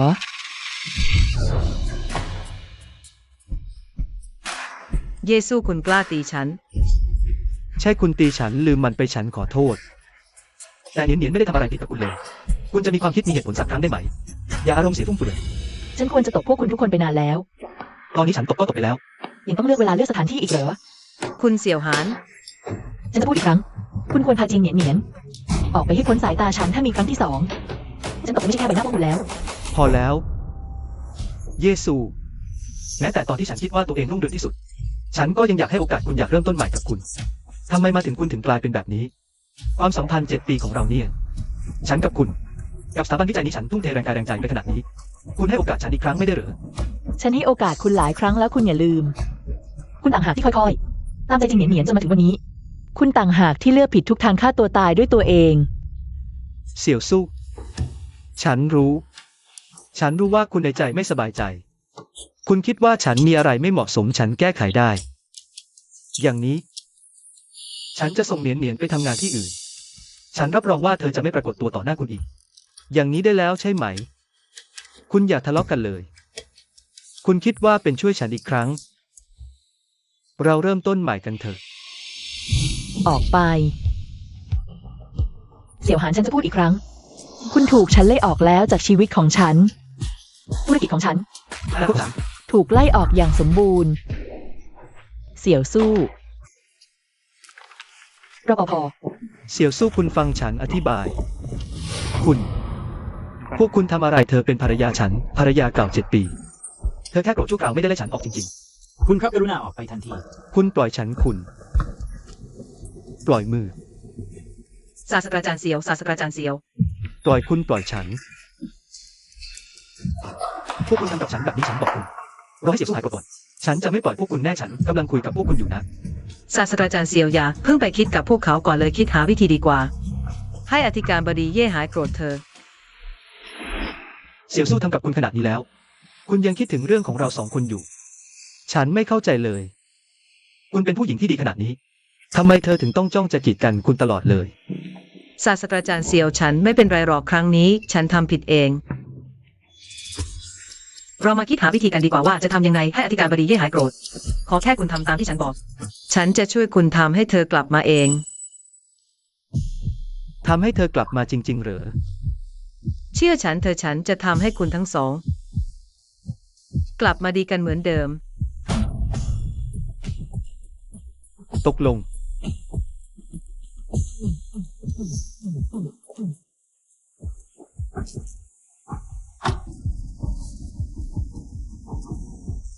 คราวนี้ต้องขอบคุณคุณจริงๆ ถ้าไม่ใช่คุณช่วยฉันเลือกของขวัญพวกนี้ ฉันก็ไม่รู้ว่าจะทำยังไงให้เธอหายโกรธ นี่เป็นสิ่งที่ควรทำตราบใดที่คุณกับอธิการบดีเย่กลับมาดีกัน ฉันยอมทำทุกอย่าง เสี่ยวฮั่น คุณนี่โง่จริงๆ เอาของขวัญพวกนี้กลับไปเย่สู้จะยิ่งโกรธมากขึ้น คุณทั้งสองไม่มีทางกลับมาดีกันเหมือนเดิมได้ตลอดชีวิต แต่ก็ดีที่คุณโง่ รอให้คุณกับเย่สู้แตกหักกันสนิท คุณจะยิ่งเอาใจใส่คนที่อยู่เคียงข้างคุณไม่ทิ้งไปไหน มากขึ้น ทรัพย์สินที่สะสมมาหลายปีของคุณฉันก็ได้มาอย่างง่ายดาย เหนียนไปกันเถอะ อ๋อมาแล้ว เยซู เสี่ยวฮั่นแค่ทำผิดพลาดเล็กน้อยเท่านั้นเอง เขาทั้งมีความสามารถและรวยให้ของขวัญขอโทษคุณเป็นล้าน ผู้จะซื้อก็ซื้อตาไม่กระพริบด้วยซ้ำ คุณไม่ชอบฉันชอบ คุณรอดูฉันใช้เงินสามีคุณสนุกเธอ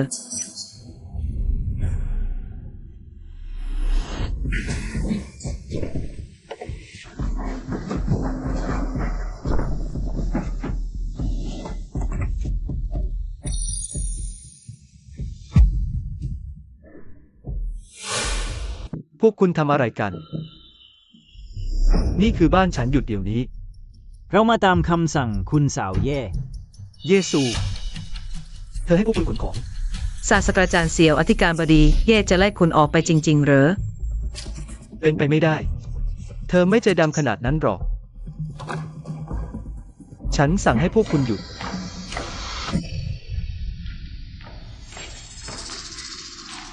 เสี่ยวซุทำไมคุณถึงปล่อยให้พวกเขาย้ายของออกจากบ้านหมดเลย คุณบ้าไปแล้วเหรอ คุณเซียวตอนนี้คุณกับอาจารย์เย่ไม่มีอะไรเกี่ยวข้องกันแล้วโปรดรักษาระยะห่าง คุณเป็นใครกันฉันกำลังคุยกับเยซู ถอยออกไป มีอะไรก็พูดตรงนั้นแหละ คุณหมายความว่าอะไร เซียวซูคุณไม่คิดถึงความสัมพันธ์สามีภรรยาเลยเหรอไม่ได้เหรอ เซียวฮั่นอย่ามาตลก คุณยังคิดว่าเราเป็นสามีภรรยากันอยู่เลยเหรอ ที่รัก ขอโทษ ฉันรู้ว่าผิดแล้ว ดูสิ ฉันซื้อของขวัญให้คุณเยอะเลยสร้อยคอสร้อยข้อมือกระเป๋ารุ่นลิมิเต็ดด้วยล้วนแต่สิ่งที่คุณชอบที่สุด เสี่ยวฮั่นคุณคิดว่า ซื้อของพวกนี้มาแล้วเรื่องเก่าๆ ก็ลบล้างกันหมดเลยเหรอ แล้วคุณต้องการให้ฉันทำยังไงอีก หรือว่าคุณต้องให้ฉันคุกเข่าอ้อนวอนคุณถึงจะพอใจ ไม่ต้องแล้วโดนคนแบบคุณคุกเข่าอ้อนวอน ฉันรู้สึกขยะแขยง เอาขยะที่คุณซื้อมานี่หนีไปให้พ้น ฉันไม่ต้องการ ขยะ ของพวกนี้ใช้เงินเป็นล้าน เนียนคอยช่วยฉันเลือกทีละชิ้น คุณไม่ชอบก็ไม่ต้องเอาแต่คุณก็ไม่ต้องพูดคำพูดที่รุนแรงขนาดนี้สิ เนียนช่วยคุณเลือกเหรอ อาจารย์ใหญ่เย่ฉันแค่อยากให้คุณกับศาสตราจารย์เสี่ยวกู้ดีกัน ไม่ได้มีความหมายอื่นฉัน เยซู คุณอย่าเกินไป เนียนแม้ว่าเธอจะงมงายแต่เธอก็ขอโทษคุณแล้ว คุณต้องจับผิดเธอขนาดนั้นหรือเธอเป็นแค่เด็กฝึกงาน คุณก็เป็นผู้ใหญ่เป็นครูภรรยาของเธอจำเป็นต้องทำร้ายกันขนาดนี้เหรอ ฉันไม่ได้จับผิดเธอ ไม่ได้ งั้นฉันกำลังจับผิดคุณ เสี่ยวฮันชาเขียวของเธอเป็นที่เกลียดชัง แต่คุณต่างหากที่เป็นต้นเหตุ คุณยอมให้เธอทำตัวเกินหน้าเกินตา ไม่สนความจริงคอยปกป้องเธอตอนนี้มาขอให้ฉันยกโทษ และให้เธอไปกับคุณเพื่อเลือกของขวัญ แม้เธอจะหันหน้ามาและตำหนิฉัน เป็นคุณเองที่ทำลายความสัมพันธ์นี้จนหมดสิ้น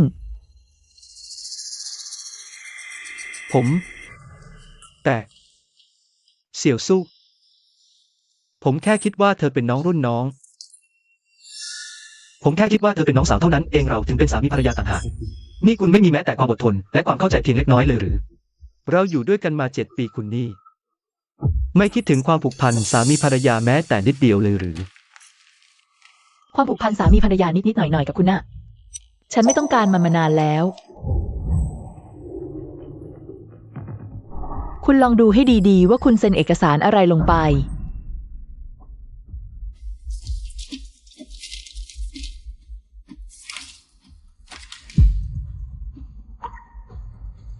ใบหย่าเป็นไปไม่ได้ ตอนนั้นผมเซ็นเป็นสัญญาจ้างหนานเหนียนกลับมาทำงานต่างหาก เยซูคุณหลอกให้ผมเซ็น หลอกคุณ เอกสาร2 ชิ้นวางอยู่ด้วยกัน เป็นคุณเองที่ไม่ยอมดูให้ดีก่อนเซ็น เสี่ยวหานตั้งแต่วินาทีที่คุณเซ็นชื่อ เราก็ไม่มีความสัมพันธ์ใดๆกันอีกแล้ว เป็นไปไม่ได้ เยซู ผมเป็นสามีคุณทำกับผมแบบนี้ไม่ได้ ไม่ใช่แล้ว อาจารย์ใหญ่เย่ขอให้คืนดีกับศาสตราจารย์เสี่ยวเธอ เขารักคุณมากจริงๆ ความสัมพันธ์7 ปีของคุณ2 คนนี้ จะจบลงแค่นี้เลยหรือ นั้นเหนียน ฝีมือการแสดงขนาดนี้ไม่ไปเป็นนักแสดงน่าเสียดายจริง ๆ ฉันอยากกับเขานี่ไม่ใช่สิ่งที่คุณต้องการหรือ อาจารย์ใหญ่เย่ฉันจริง หุบปาก ฉันไม่อยากดูคุณ2 คนแสดงละคร ยามไล่เธอออกไปให้ฉัน ๆ ศาสตราจารย์เสี่ยว คุณ เยซู เธอก็แค่หวังดีกับเราเธอมีเจตนาดี คุณมีสิทธิ์อะไรทำกับเธอแบบนั้น นี่คือบ้านฉันใครมีสิทธิ์เข้ามาใครไม่มีสิทธิ์ ฉันเป็นคนตัดสินแค่หนังเหนียนที่ต้องพูดถึง วันนี้แม้แต่คุณเสี่ยวหาน ก็ต้องออกไปให้เรียบร้อยเซลล์หนานได้เสี่ยวหานออกไปให้ฉัน ครับอาจารย์ใหญ่แย่ อย่าแตะตัวฉัน เยซูท่าทีขอโทษของฉันต่อคุณก็เพียงพอแล้ว เมื่อคุณใจร้ายอย่างนี้ก็อย่าหาว่าฉันไม่มีความหมายกับคุณ คุณจะคิดเงินใช่ไหม บ้านหลังนี้ ซื้อหลังจากแต่งงานถือเป็นทรัพย์สินร่วมของคู่สมรส คุณไม่มีสิทธิจัดการตามใจชอบ ฉันก็เป็นเจ้าของบ้านหลังนี้ ทรัพย์สินร่วมของคู่สมรส ดูให้ดีบ้านนี้ฉันเป็นคนจ่ายเงินเอง ซื้อเงินสดทั้งหลัง ในใบกรรมสิทธิ์บ้านไม่มีชื่อคุณตั้งแต่ต้นจนจบ ได้ ต่อให้บ้านนี้เป็นของคุณ แล้วอย่างอื่นล่ะเฟอร์นิเจอร์ตกแต่ง อย่างน้อยต้องมีส่วนของฉันบ้างคุณจะคิดเงินใช่ไหม วันนี้ฉันจะคิดเงินกับคุณให้ชัดเจน ตอนแรกเราตกลงกันไว้คุณซื้อบ้านฉันซื้อเฟอร์นิเจอร์ พวกนี้ โซฟาโต๊ะกาแฟพรมม่านฉันเป็นคนจ่ายเงินเอง หยุดพูดเรื่องไร้สาระ เงินนิดหน่อยของคุณฉันไม่สนใจเลย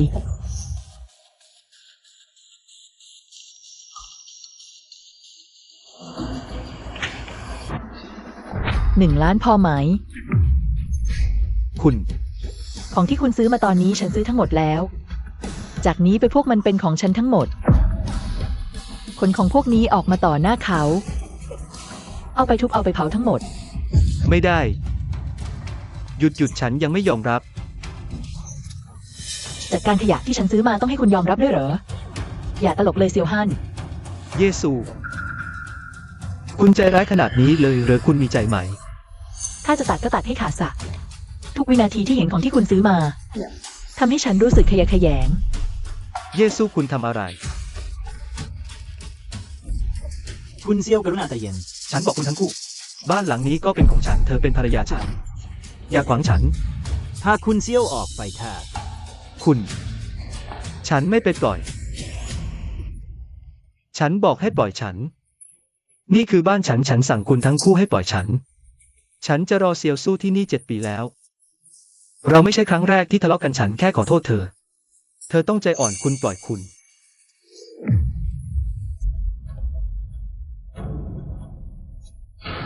คุณทั้งคู่จะทำอะไรเปิดประตูคุณ เซียวสู้ เป็นไปได้ยังไง คุณไม่ต้องการฉันจริงๆเหรอ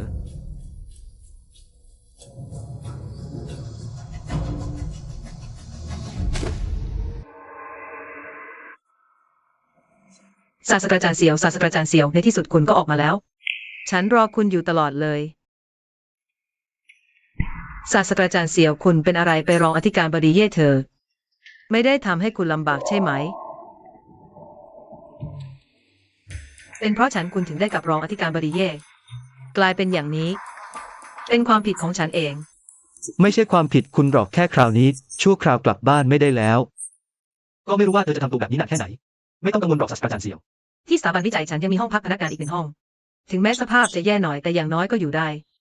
คุณมาอยู่ที่ฉันก่อนชั่วคราวสักพัก เดี๋ยวจะหารองอธิการบดีเย่ก็สะดวก เหนียน ขอบคุณ ตอนนี้มีแค่คุณเท่านั้นที่ยังยอมช่วยฉัน ศาสตราจารย์เซียว เป็นสิ่งที่ฉันควรทำ ไปเธอกลับบ้านกัน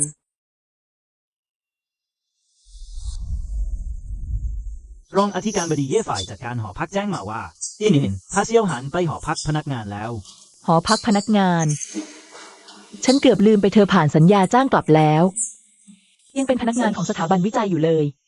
เอ๊ะเนี่ยนึกว่าเซียวหานเป็นสามีรวยใหญ่จริง ๆ จะลำบากด้วยกันรอวันหน้าได้ดี รองอธิการบดีเย่ต้องปลดตำแหน่งจิ้งเหนียนทันทีไล่พวกเขาทั้งคู่ออกไป ไม่ต้องอยากเล่นก็ให้โอกาสเธอ ฉันจะดูว่าถ้าไม่มีฉันเลี้ยงดูเซียวหานจะยังเป็นสามีรวยใหญ่ของเธอได้อีกไหม เลี้ยงนกขมิ้นตัวนี้แพทย์โลจิสติกแจ้งหอพักพนักงานว่าไม่อนุญาตให้บุคคลที่ไม่เกี่ยวข้องเข้า บอกเจียงเหนียนกับเซียวหานบอกให้เจียงเหนียนอยู่หอพักคนเดียว ไม่กระทั้งคู่ต้องออกไป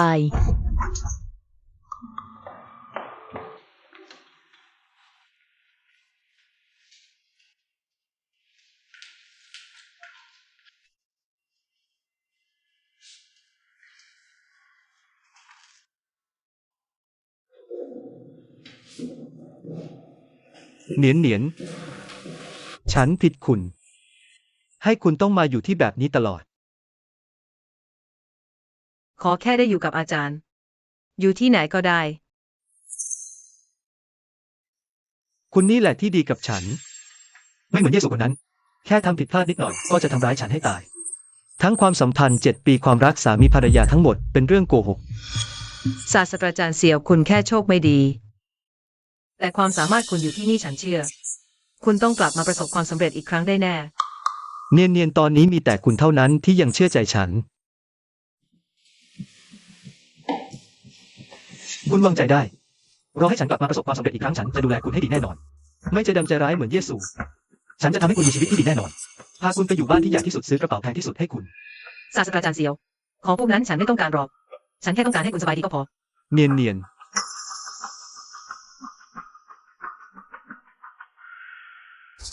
ใครนะ คุณเซียวพวกเราคือฝ่ายสนับสนุนของสถาบันวิจัยหอพักนี้ อนุญาตให้พนักงานบริษัทพักอาศัยเท่านั้นคุณไม่สามารถอยู่ที่นี่ได้กรุณาออกไปทันที คุณรู้ไหมว่าฉันเป็นใคร คุณรู้ไหมว่าฉันเคยมีส่วนร่วมมากแค่ไหนกับสถาบันวิจัยนี้ รู้แน่นอนแต่มันก็แค่คนนอก ถ้าไม่ใช่เพราะอธิการบดีเย่วันนี้คุณก็ไม่มีอะไรเลยตอนนี้ คุณกับสถาบันวิจัยนี้ไม่มีส่วนเกี่ยวข้องใดๆกรุณาให้ความร่วมมือ ออกไปทันที เยซูเธอนี่ใจดำจริงๆ แม้แต่หอพักพนักงานก็ไม่ยอมให้ฉันอยู่ต่ออีกสักหน่อย ไม่ให้อยู่ก็ช่างศาสตราจารย์เสี่ยวเราไปกันเถอะ เนียน ศาสตราจารย์เสี่ยวไม่ว่าจะไปไหน ๆ ฉันก็จะตามคุณไป ฉันจะไม่ทำให้ผิดหวัง ความเชื่อใจที่คุณมีต่อฉันแน่นอน เยซูคิดว่าฉันออกไปจากที่นี่แล้ว จะไม่มีที่ไปแล้วใช่ไหมบอกเธอไปว่าไม่มีทาง เก็บของวันนี้เราจะไปพักโรงแรมก่อน พรุ่งนี้ฉันจะพาคุณไปซื้อบ้าน ดี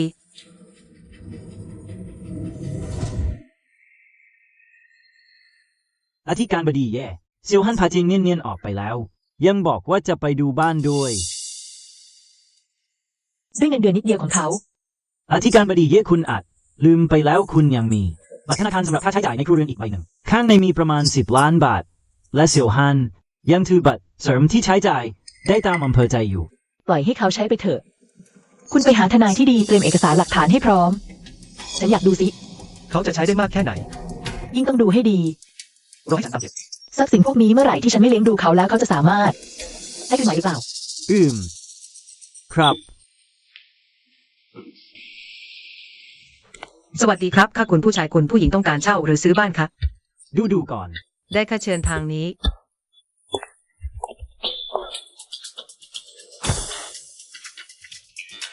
นี่คือห้อง2 ห้องนอนตกแต่งเรียบง่าย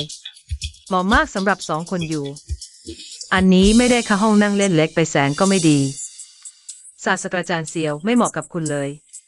ชุดนี้ค่าเช่าเดือนละแค่ 3,000 ราคาคุ้มค่ามาก อันนี้ไม่ได้ฉันอยู่ไม่คุ้นคุณลองดูอันนี้ไหม นี่คือห้อง3 ห้องนอน อันนี้ยิ่งไม่ได้ใหญ่ไป เฟอร์นิเจอร์เก่าเกินพื้นก็ล้าสมัย เนียน เรามีแค่2 คนจำเป็นต้องใช้บ้านใหญ่ขนาดนี้ไหม กับเยซูขอโทษสักครั้ง ยังสามารถใช้เงินหลายล้านซื้อของขวัญได้เลย แต่กับฉันกลับตระหนี่ขนาดนี้ ยังต้องแกล้งทำต่อไปไม่งั้นเขาคงไม่ยอมใช้เงินจริงๆ ศาสตราจารย์เซียวขอโทษนะ ฉันคิดไม่รอบคอบไปฉันนึกว่าคุณแต่ก่อน อยู่บ้านใหญ่ๆแบบนั้นคงมองไม่เห็นบ้านแบบนี้เลย ฉันรู้ฉันเทียบกับอธิการเย่ไม่ได้ ตอนคุณอยู่กับอธิการเย่คุณอยู่แต่วิลล่าซื้อเงินสดแต่มาอยู่กับฉันกลับต้องมาเช่าบ้าน ฉันเป็นคนทำให้คุณต้องมาอยู่บ้านแบบนี้ ฉันรู้ฉันเทียบกับอธิการเย่ไม่ได้ เนียน ใครบอกว่าเราจะเช่า งั้นคุณผู้ชายต้องการ ฉันจะซื้อหาวิลล่าให้ฉันสักหลัง ฉันเคยสัญญาไว้ว่าจะให้สิ่งที่ดีที่สุดกับคุณ ไม่ต้องหาแล้ว ซื้อหลังที่ติดกับเยซูนั่นแหละ คุณเซียววิลล่าหลังนั้นกำลังวางขายพอดีเจ้าของตั้งราคา 18 ล้าน เท่าไหร่ 18 ล้าน ศาสตราจารย์เซียว แพงไปไหม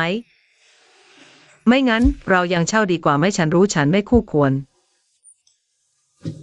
กลับบ้านแบบนี้ ไม่แพง ดาวขั้นต่ำเท่าไหร่ ขั้นต่ำ30% 5,400,000 รอฉันแป๊บหนึ่ง ฉันจะไปจ่ายเงิน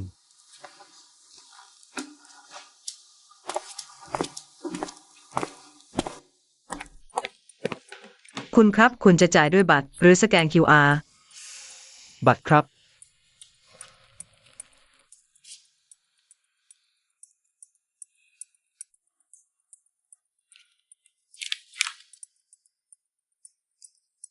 คุณครับ แจ้งเตือนยอดเงินไม่เพียงพอ เป็นไปไม่ได้ปีที่ผ่านมาผมก็มีผลงานวิจัย กับเงินปันผลจากโครงการเงินในบัตรควรจะพอ คุณรอผมสักครู่นะ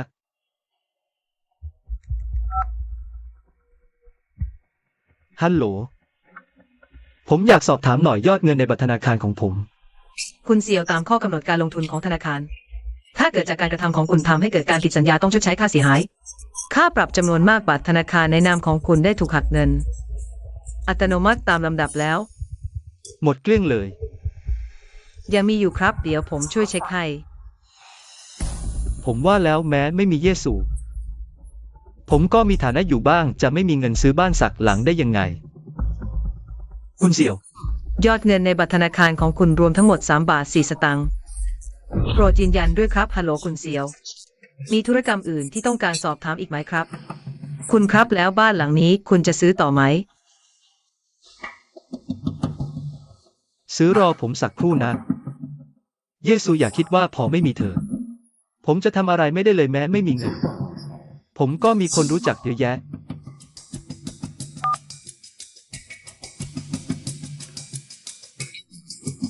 คุณจาง ศาสตราจารย์เซียว คือว่าตอนนี้กระเป๋าเริ่มตึงอยากจะ ขอยืมเงินคุณมาหมุนหน่อย ศาสตราจารย์เซียวไม่ใช่ว่าผมไม่อยากช่วยแต่ทางอธิการบดีเย่นาแจ้งมาแล้วเรากับสถาบันวิจัย ก็ยังมีโครงการร่วมกันอยู่ อย่าทำให้ผมลำบากเลย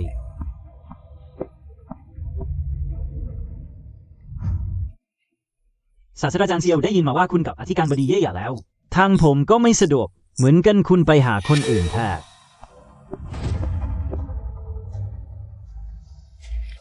พวกหัวเก่านี่ ตอนแรกที่เยซูแนะนำพวกคุณให้ผมท่าทางประจบสอพอสุดๆดี ตอนนี้รู้ว่าผมหย่าแล้วทุกคนก็เป็นแบบนี้สินะ ศาสตราจารย์เสี่ยวมีอะไรหรือครับ ถ้าคุณรู้สึกว่าอยู่ข้างๆอธิการบดีเย่ไม่เหมาะสมจริงๆ ลืมไปเธอะเราไม่สามารถยั่วยุเธอได้ถ้าเช่าบ้านก็พอได้สำหรับคนระดับเล็กๆ อย่างเราๆก็พอแล้ว ไม่ได้บ้านหลังนี้ต้องซื้อให้ได้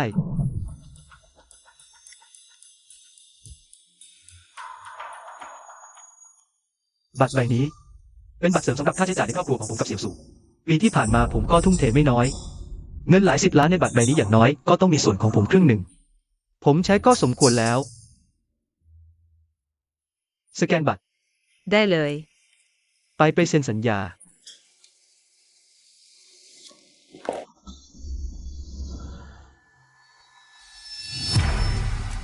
อาจารย์เย่เป็นอะไรไป ไม่มีอะไรหรอกไม่ต้องรอให้ครบเดือนเพื่อขอใบหย่าแล้ว เตรียมตัวฟ้องอย่าดีกว่า เสี่ยวฮั่นฉันจะดูให้ดีเงินทุกบาททุกสตางค์ที่เธอใช้เป็นแม้จะขายของขายบ้าน จะเอามาจ่ายคืนไหวหรือเปล่า คุณขบัตรของท่าน นี่คือสัญญาของเรากรุณาตรวจดู ถ้าไม่มีปัญหาอะไรเราก็เซ็นได้เลย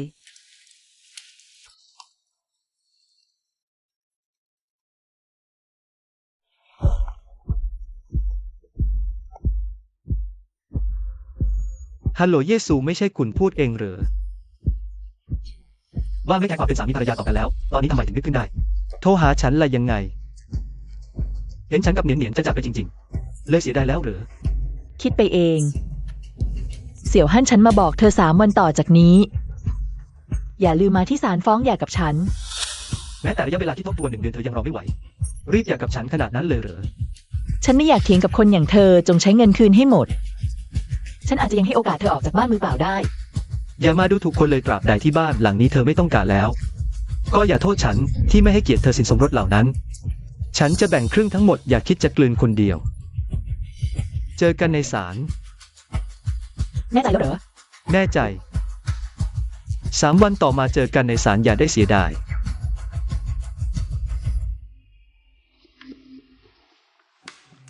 ศาสตราจารย์เสียวคุณจะฟ้องหย่ากับอธิการเย่จริงๆเหรอ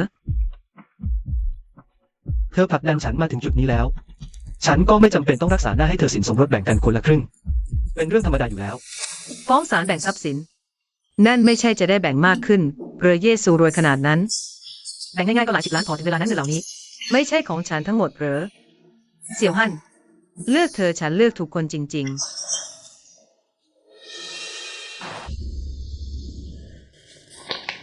เสี่ยวฮั่น เธอพูดว่าเธอทุ่มเทให้ครอบครัวนี้มาก แต่ในรายงานทางการเงินนี้ไม่เห็นมีชื่อเธอเลย ยังคิดจะใช้เงินฉัน แบ่งทรัพย์สินฉัน เธอก็รอใช้เงินคืนและขอโทษ ออกจากบ้านมือเปล่าเถอะ ๆ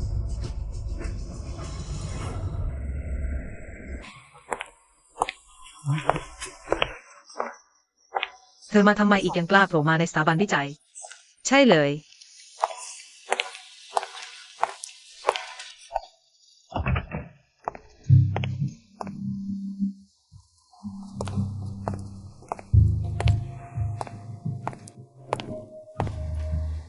อาจารย์ใหญ่เย่ ผมมาแล้วมีอะไรก็พูดมาเร็ว เจียงเหนียนเหนียน ข้อมูลการทดลองที่คุณรับผิดชอบไม่มีสักอันที่ถูกต้องเลย ทุกอันเพื่อนร่วมงานต้องตรวจสอบใหม่คุณมันไม่เหมาะ กับงานนี้เลยไปที่ฝ่ายบุคคลรับจดหมายเลิกจ้างได้เลย ๆ อาจารย์ใหญ่เย่คุณไม่ต้องกังวลเรื่องเล็กๆ พวกนั้นผมมาที่บริษัท ก็แค่อยากมาดูคุณ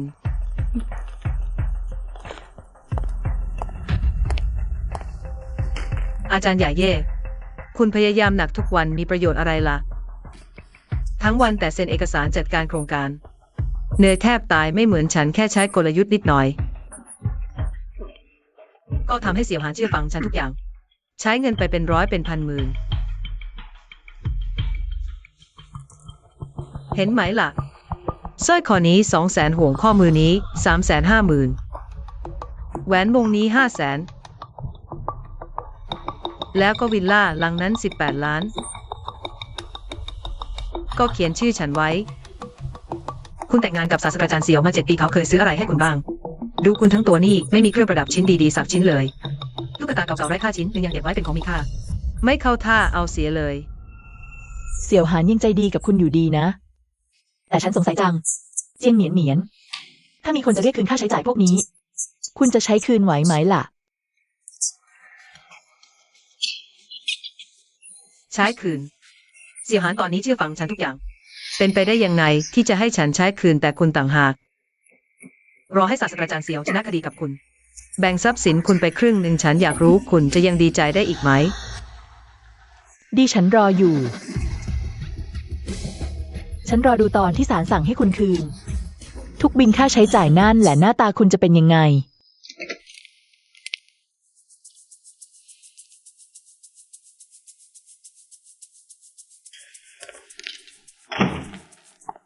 ศาสตราจารย์เสี่ยวนี่คุณทำไมไม่จัดเก็บอะไรเลยล่ะ ผมยังทำวิจัยเดิมอยู่ไม่ว่าง คุณช่วยจัดซะหน่อยสิ ให้ผมจัด ใช่แล้วตอนก่อนหน้านี้เสี่ยวซูอยู่ เธอเป็นคนจัดการตอนนี้เธอไม่อยู่แล้ว ก็ต้องคุณจัดการสิ ศาสตราจารย์เสี่ยว บ้านหลังใหญ่ขนาดนี้ฉันคนเดียว จะจัดการไหวยังไงล่ะ ไม่เอา เราจ้างแม่บ้านมาสิ ได้นะคุณจัดการเอาก็ได้ผมกำลังยุ่งอยู่ อย่ามารบกวนผม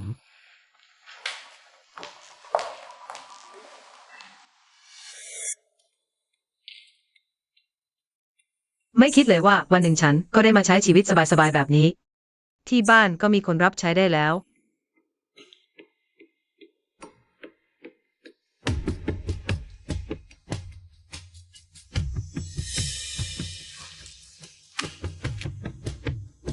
ศาสตราจารย์เสี่ยวดูนี่4 เดือนละ 20,000 ดูแลทุกอย่างได้เลย ผมบอกแล้วไงคุณจัดการเองก็ได้ เคคุณจ่ายเงินเลย ผมจ่ายก่อนหน้านี้ตอนที่เสี่ยวซูอยู่ เรื่องบ้านเรื่องเรือนเธอจัดการเองหมดเงินเล็กน้อยแค่นี้คุณจ่ายหน่อย ก็จบแล้วไม่ใช่เหรอ ผมจ่าย ศาสตราจารย์เซียว คุณบอกเองว่าจะทำให้ฉันมีชีวิตที่ดีแต่ตอนนี้ เงินเล็กน้อยแค่นี้ยังต้องให้ฉันจ่ายอีก ศาสตราจารย์เซียวคุณก็ยังคิดว่าฉันไม่คู่ควรใช่ไหม ก่อนหน้านี้ตอนที่อธิการบดีเย่อยู่ทุกอย่างในบ้านดีที่สุด ฉันอิจฉาจังเลย แต่ตอนนี้ฉัน พอแล้ว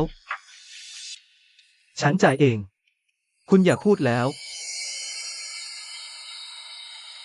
ศาสตราจารย์เซียวฉันรู้อยู่แล้วว่าคุณดีที่สุด แต่ก่อนเรื่องแบบนี้ไม่เคยต้องให้ฉันกังวลเลย เสี่ยวซูจัดการทุกอย่างเรียบร้อยหมดบ้านก็สะอาดอยู่เสมอ อาหารก็ร้อนอยู่เสมอแม้แต่เสื้อผ้าของฉัน เธอก็จัดเตรียมไว้ล่วงหน้า ศาสตราจารย์เซียวดูนี่สิเดือนละ 30,000 พี่เลี้ยงระดับพรีเมียมทำอาหารตะวันตกได้ทำขนมหวานได้และนี่ ผู้จัดการส่วนตัวเดือนละ 50,000 เสี่ยวซูไม่เคยมาคิดเรื่องพวกนี้กับฉัน เรื่องเงินเงินทองทองทรัพย์สินในบ้าน ฉันกับเสี่ยวซูก็ได้แค่คนละครึ่ง ในใจเธอก็คงไม่สบายใจ บางทีฉันน่าจะให้โอกาสเสี่ยวซูอีกครั้ง นี่ศาสตราจารย์เซียวคุณดูสิ เหนียนเหนียน เรื่องพวกนี้คุณจัดการเองฉันจ่ายเงิน ฉันยังมีเรื่องคดีหย่าอีกอยากไปคุยกับ เยซูหน่อย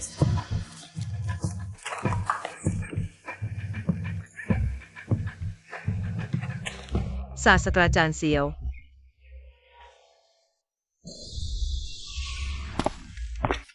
อธิการบดีเย่นี่คือรายงานวิจัยโครงการที่ผมทำสามารถแก้ไขปัญหาข้อมูลผิดพลาดที่เสี่ยวหานทิ้งไว้ได้ คุณตรวจสอบดูควรจะทำให้โครงการดำเนินต่อไปได้ คุณทำงานล่วงเวลาทั้งหลายวันนี้ก็เพื่อเรื่องนี้เหรอ อธิการบดีเย่คุณยุ่งพอแล้วเรื่องยุ่งพวกนี้ ไม่ต้องให้คุณวุ่นวายหรอก ผมจัดการเองได้ ทำได้ดี ขอบคุณที่อธิการบดีเย่ชมเชย ซูแนนเธอตามฉันมาทั้งหมด7 ปีแล้ว ทุกโครงการวิจัยที่ฉันดูแลล้วนมีเธอคอยตรวจสอบอยู่เบื้องหลัง ตอนนี้เสี่ยวฮอนจากไปแล้วฉันมองว่า เธอเหมาะกับตำแหน่งของเขามาก อาจารย์ใหญ่เย่ประสบการณ์ของฉันยังไม่เพียงพอ อย่าพูดคำไร้สาระเหล่านั้น ฉันยกเสี่ยวฮอนขึ้นมาได้ก็ยกเธอขึ้นมาได้ เส้นเอกสารนี้ซะ ตั้งแต่วันนี้เป็นต้นไปตำแหน่งและสวัสดิการของเสี่ยวฮอนจะเป็นของเธอทั้งหมดแล้วทำดีๆนะ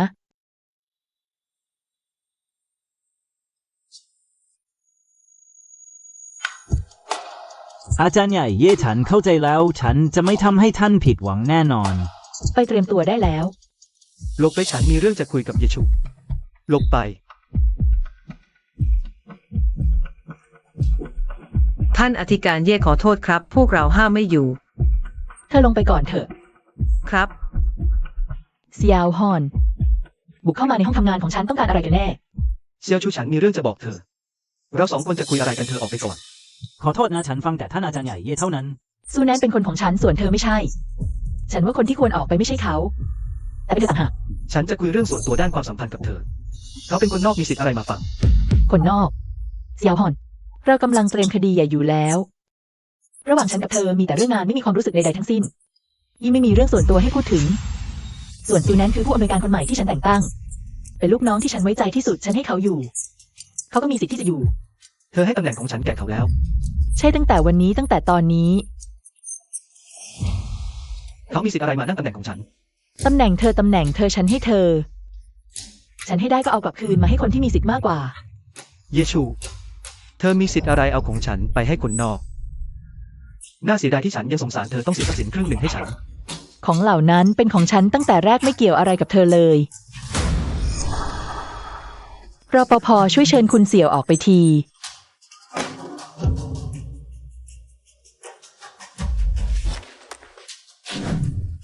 ดีฉันจะรอดูเธอ พรุ่งนี้ในศาลฉันจะเอาทุกสิ่งที่ฉันทุ่มเทมาตลอดหลายปี คืนมาทั้งหมด ฉันจะทำให้เธอเสียใจจนสุดขีดหลบไป เสี่ยวหาน พรุ่งนี้ในศาลใครจะได้ทุกอย่างคืนมา คุณหรือฉันกันแน่ ยืนยันจำเลยโจทย์ไม่มีข้อโต้แย้งต่อผู้เข้าร่วมศาลโจทย์เสี่ยวหานคุณสามารถยื่นคำขอฟ้องร้องของคุณได้ พร้อมด้วยข้อเท็จจริงและเหตุผลที่เกี่ยวข้อง นี่คือบริการและเงินที่ฉันจ่ายให้ ระหว่างแต่งงานกับคุณหญิงเย่ชู ฉันทำประโยชน์ให้ครอบครัวและสถาบันวิจัยมากมาย ฉันขอให้คุณหญิงเย่ชูใช้ค่าบริการของฉัน ค่าความเสียหายทางจิตใจเงินปันผลโครงการรวม 12 ล้าน และแบ่งทรัพย์สินครึ่งหนึ่งในนามเธอ วิลล่ารถยนต์เงินฝากและอื่นๆ รวมทั้งหมด 87 ล้าน 3 พัน คราวนี้รวยแล้ว ดูสิคุณจะยิงพยองได้อีกนานแค่ไหน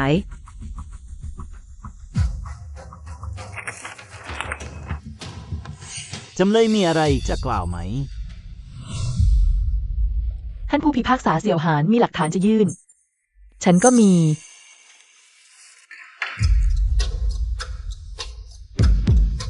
นี่คุณ 7 ปีนี้รายได้ของฉัน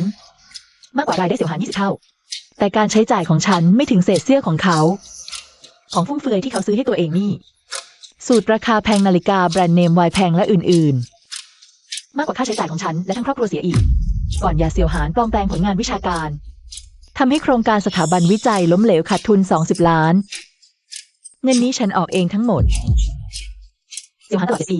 กินเที่ยวเล่นใช้เงินฉันทั้งหมด วิจัยโครงการก็ใช้เงินฉันกับทั้งครอบครัวเรา และมีส่วนร่วมในการทำงานน้อยกว่า1 ใน 10 นายผู้พิพากษา ที่ฉันพูดมีอยู่ในหลักฐานที่ยื่นแล้ว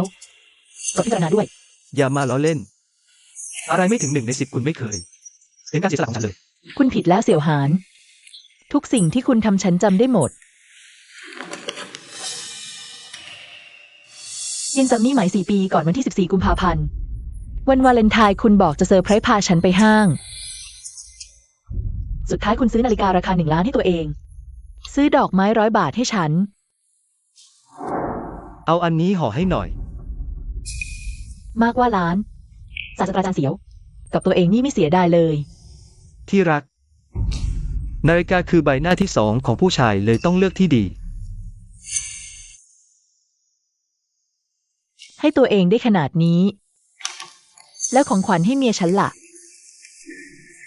ไม่ได้ซื้อดอกไม้ให้เหรอ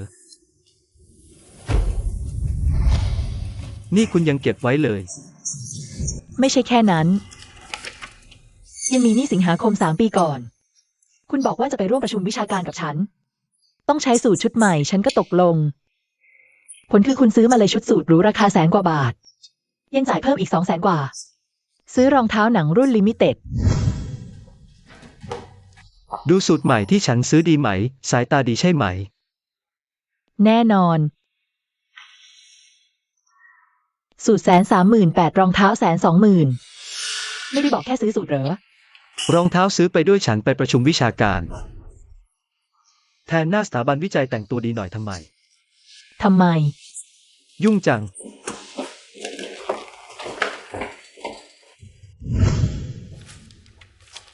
ยังมีนี่ใช้เงินครอบครัวซื้อของต่างๆ สินค้าแบรนด์หรูและสินค้าอุปโภคบริโภค รวมถึงบ้านที่คุณเพิ่งซื้อไม่นานนี้เครื่องประดับต่างๆที่ซื้อให้จางเนียนและแม่บ้านเซียวฮอน ใช้เงินฉันทำตัวรวยไม่รู้สึกละอายเลย ทรัพย์สินครอบครัวนี้ นี่ไม่ใช่ของเซียวฮอนเองเหรอ ศาสตราจารย์เซียวคุณพูดเร็วๆสิ เซียวฮอนคุณคิดว่าสิ่งที่คุณทำทั้งหมดนี้ ฉันจำไม่ได้เหรอ ฉัน ไม่ต้องแก้ตัวแล้วรอคำตัดสินคุณเถอะ ท่านผู้พิพากษาหลักฐานที่ฉันยื่นตรวจสอบเสร็จไหม มีข้อผิดพลาดไหม ศาลได้ตรวจสอบหลักฐานทางการเงินทั้งหมด ที่จำเลยคุณเยชูยื่นเรียบร้อยแล้วถูกต้อง ศาลมีคำพิพากษาดังนี้ กรุณายืนขึ้นทั้งหมด โจทย์เซียวฮอนคำข้อแบ่งทรัพย์สินระหว่างสามีภรรยา ให้ยกคำร้อง จำเลยต้องชดใช้ค่าเสียหายให้โจทย์ คุณเยชูรวมเป็นเงิน100 ล้าน 373,620 บาท 3. ค่าธรรมเนียมคดีนี้ให้เสี่ยวฮอน รับผิดชอบทั้งหมด ปิดคดี จองนี้อันนี้อันคุณอาจจะอ่านเสียงหายใช่ไหม มันก็ไม่เกี่ยวกับคุณแล้วหรอทุกอย่างที่คุณเอาไป ฉันจะตามทวงคืนทั้งหมดไม่เหลือแม้แต่สลึงเดียว ตามทวงคืน เยซูคุณหมายความว่าอะไร ฉันไม่มีอะไรจะพูดกับคุณ คุณก็รอรับหมายสารเหมือนกัน เยซู ขอโทษ ฉันไม่รู้ว่าคุณทำเพื่อฉันมากขนาดนี้ ฉันคิดมาตลอดว่าคุณดูถูกฉัน ฉันคิดว่าคุณจงใจกดขี่ฉัน เสี่ยวหาน คุณไม่ใช่ไม่รู้คุณเอาเงินของฉันไปเลี้ยงผู้หญิงคนอื่น เอาไว้ใจของฉันไปโกงไปปลอมแปลง เอาใจกว้างของฉันไปใช้อย่างสุรุ่ยสุร่าย คุณเอาทุกอย่างที่ฉันให้คุณหันกลับมากัดฉันคุณคิดว่าตำแหน่งวันนี้ของคุณ มาจากไหนทุกอย่างที่คุณมีล้วน แต่ฉันให้คุณทั้งนั้น เมื่อคุณไม่รู้จักหวงแหนฉันก็จะเอากลับคืนทั้งหมด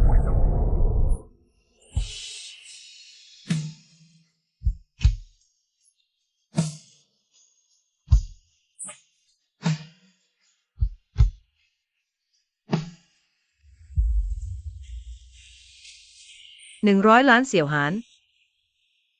คุณเป็นหนี้เธอตั้ง100 ล้านเต็ม ฉันก็ไม่รู้เหมือนกันว่าทำไมถึงเป็นแบบนี้ ๆ คุณไม่ใช่บอกว่าสามารถแบ่งทรัพย์สินเธอไปครึ่งหนึ่ง ได้เงินหลาย10 ล้านหรือตอนนี้และกลับเป็นหนี้เธอ100 ล้าน ไม่เธอจะเอาเงินไปได้ยังไง คุณแต่งงานกับเธอตั้ง7 ปีแต่ไม่มีเงินเก็บแม้แต่บาทเดียวหรอ ก็เพราะคุณนั่นแหละเป็นข้อมูลการทดลองของคุณที่ผิดพลาด สัญญาการลงทุนทั้งหมดถูกยกเลิกหมด ฉันยังต้องจ่ายค่าปรับแพงลิบลิ่วเพราะเรื่องนี้ เรื่องจะพัฒนามาถึงวันนี้ได้ล้วนเป็นความรับผิดชอบของคุณ ความรับผิดชอบของฉันเสี่ยวหานชัดเจนว่าเป็นเพราะตัวคุณเองไร้ความสามารถไม่มีอนาคต คุณ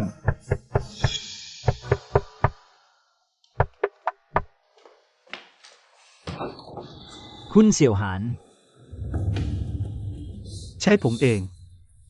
นี่คือหนังสือแจ้งการบังคับคดีจากศาลตามคำพิพากษาหย่าคุณต้องจ่ายให้คุณเยซูเป็นจำนวน100,373,620 บาท นอกจากนี้จากการสืบสวนพบว่าคุณเพิ่งซื้อวิลล่าและเฟอร์นิเจอร์ทรัพย์สินทั้งหมดนี้มาจากบัญชีส่วนตัวของคุณเยซูเราจะตามทวงคืนตามกฎหมายเพื่อชดเชยค่าเสียหาย อะไรนะ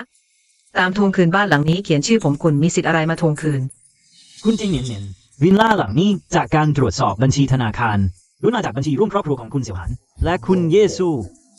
คุณเสี่ยวหานใช้จ่ายเงินครอบครัวโดยพลการมอบให้คนที่3ตามกฎหมายต้องคืนทั้งหมดคุณเสี่ยวระวังวันสิ้นสุดการบังคับใช้ อะไรนะปรากฏว่าเงินที่ฉันใช้ทั้งหมดเป็นของเยซู เป็นไปได้ยังไง คุณแต่งงานกับศาสตราจารย์เสี่ยว7 ปีเขาซื้ออะไรให้คุณบ้าง ดูคุณทั้งตัวสิ ไม่มีเครื่องประดับชิ้นดีๆสักชิ้นตุ๊กตาเก่าไร้ค่าอันหนึงคุณยังเก็บไว้เป็นของล้ำค่าน่าอายจริง เสี่ยวหานใจดีกับคุณมากเลย แต่ฉันสงสัยจัง เจียงเหนียน ถ้ามีคนจะตามเก็บค่าใช้จ่ายพวกนี้ของคุณ คุณจะคืนไหวไหม ๆ คืน ตอนนี้เสี่ยวหานเชื่อฟังฉันทุกอย่าง จะเป็นไปได้ยังไงที่เขาจะให้ฉันคืน แต่คุณสิ รอให้ศาสตราจารย์เสี่ยวชนะคดีกับคุณ แบ่งทรัพย์สินคุณไปครึ่งหนึ่งฉันจะดูว่าคุณยังดีใจได้อีกไหม ดิฉันรออยู่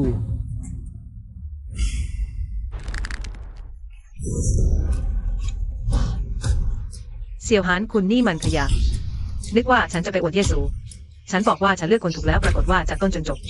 ฉันก็เป็นคนโง่สุดๆไปเลย คุณยังโทษฉันทั้งหมดก็เพื่อคุณนี่นา อย่าพูดเรื่องนี้ก่อน คุณรีบขายบ้านหลังนี้ไป รวมถึงของที่ฉันซื้อให้คุณทั้งหมดขายไปให้หมด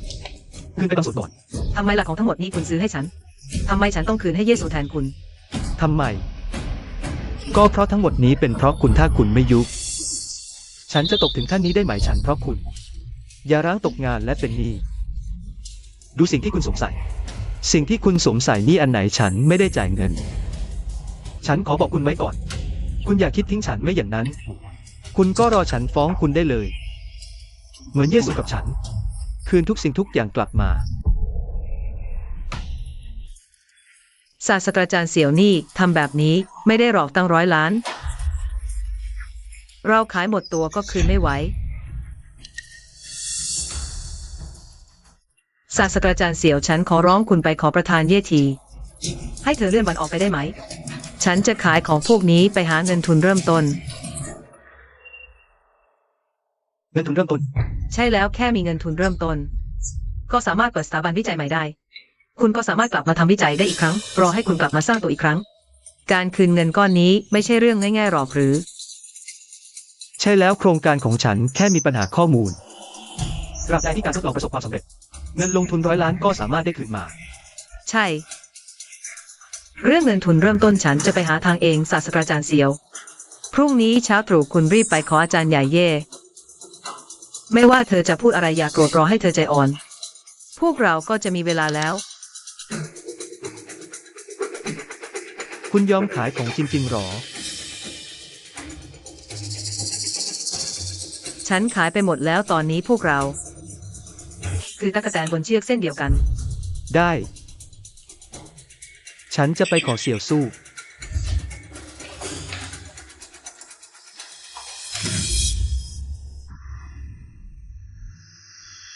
เสี่ยวสู้ ปล่อย เสี่ยวสู้ คุณก็แค่อยากให้ฉันเสียใจ ให้ฉันยอมรับผิดใช่ไหม ฉันยอมแล้วฉันคุกเข่าขอโทษคุณได้ไหมคุณก็แค่ เลื่อนวันชำระเงินออกไปอีก1 ปี ถือว่าฉันขอร้องคุณได้ไหม คุณให้โอกาสฉันกลับมาสร้างตัวอีกครั้ง ฉันก็เพื่อคืนเงินคุณนี่แหละถึงได้มาขอร้องคุณแบบนี้ เสี่ยวฮั่นคุณยังจำได้ไหม ตอนที่คุณอยากฟ้องร้องฉันว่าพูดยังไง ดีรอฉันไว้พรุ่งนี้ในศาลฉันจะเอาทุกสิ่งที่ฉันให้ไปทั้งหมดคืนมา ให้คุณเสียใจสุด อยากให้ฉันให้โอกาสคุณคู่ควรหรอ ๆ เซียวสู้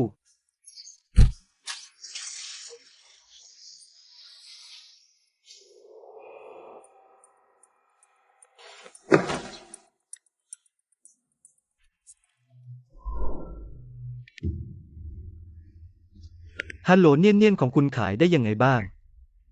เซียวสู้หมายความว่า เธอไม่ยอมเลื่อน ดังนั้นพวกเราต้อง พอแล้วอย่ามารบกวนฉันกำลังขายอยู่อาจารย์ใหญ่เย่ไม่ยอมเลื่อน คุณก็ไปขอร้องต่อสิบอกฉันทำไม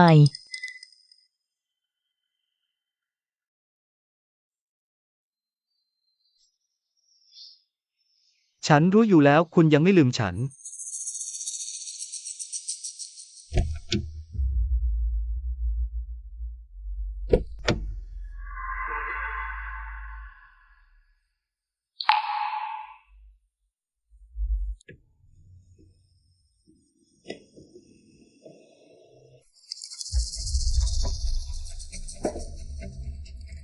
ชนแก้ว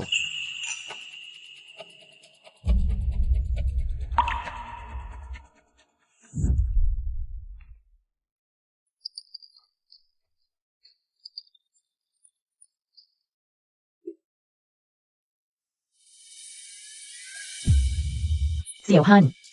สเต็กร้านนี้อร่อยมากคุณลองชิมดู คุณกินเองเถอะ ฉันไม่อยากอาหาร ช่วงนี้คุณชอบมองมือถือตลอดเพราะโครงการยุ่งเหรอ ยุ่งมาก คุณกินเองก่อนสถาบันวิจัยยังมีงานฉันไปก่อน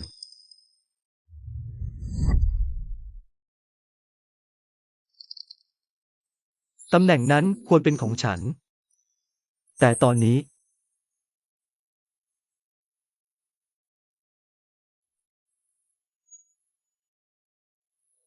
เซียวชู ฉันต้องทำยังไงคุณถึงจะยกโทษให้ฉันใช่ไหม ตราบใดที่ฉันชดเชยทุกสิ่งที่ทำไปก่อนหน้านี้ คุณถึงจะให้โอกาสฉันสักครั้ง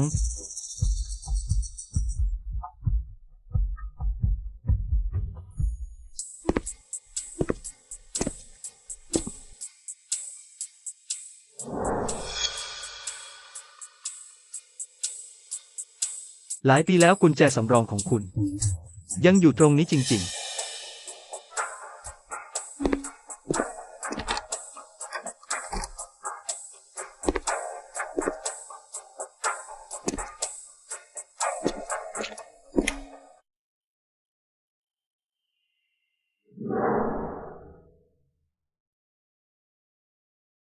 ตรงนี้ ยังเหมือนตอนก่อนที่ฉันจะจากมา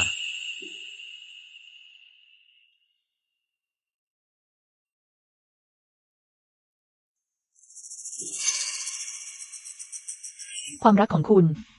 ไร้ค่าจริง เยชู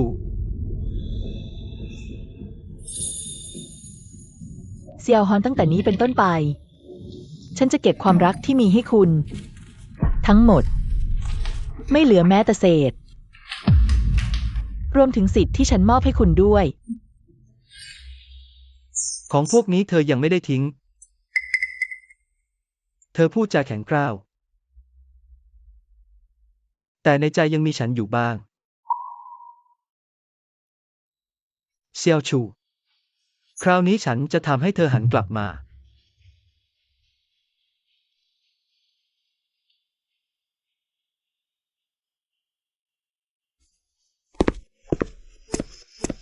อาจารย์ใหญ่แย่เซียวฮอนให้ฉันเอาของพวกนี้มาให้คุณ และบอกว่าเขาจะรออยู่หน้าประตู จนกว่าคุณจะยอมพบเขาฉันก็ทำอะไรไม่ได้ นี่แหละที่ฉันวางไว้ในห้องนั่งเล่น เดิมทีจะให้คนมาทิ้งไปไหนหมดแล้ว ที่แท้เขาเอาไปซะเอง ของพวกนี้จะจัดการทิ้งไหม ทิ้งหมดเลย ครับอาจารย์ใหญ่แย่นอกจากนี้กระบวนการยึดทรัพย์เริ่มแล้วทรัพย์สินทั้งหมดในนามเซียวฮอนกำลังอยู่ในขั้นตอนการอายัดและฝังทั้งเนียนตามกฎหมายกำหนดทรัพย์สินทั้งหมดที่เซียวฮอนมอบให้เธอต้องคืนให้คุณเต็มจำนวน แจ้งฝ่ายกฎหมายจัดการให้เรียบร้อย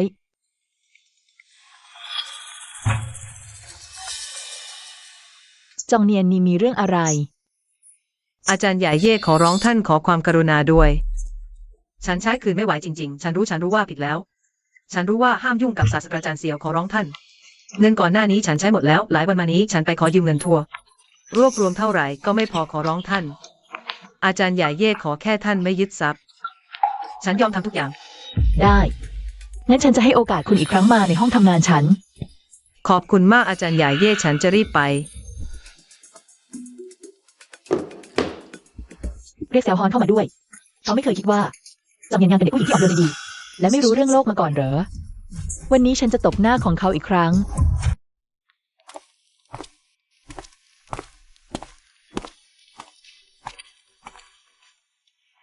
เซียวชู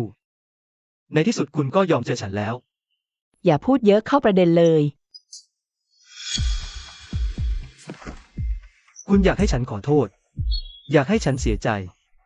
คุณก็ได้ดั่งใจทุกอย่างแล้ว ดูสิฉันเป็นผู้ชายตัวใหญ่คนหนึ่ง คุกเข่าขอคุณไม่รู้กี่ครั้งแล้ว คุณให้อภัยฉันเถอะ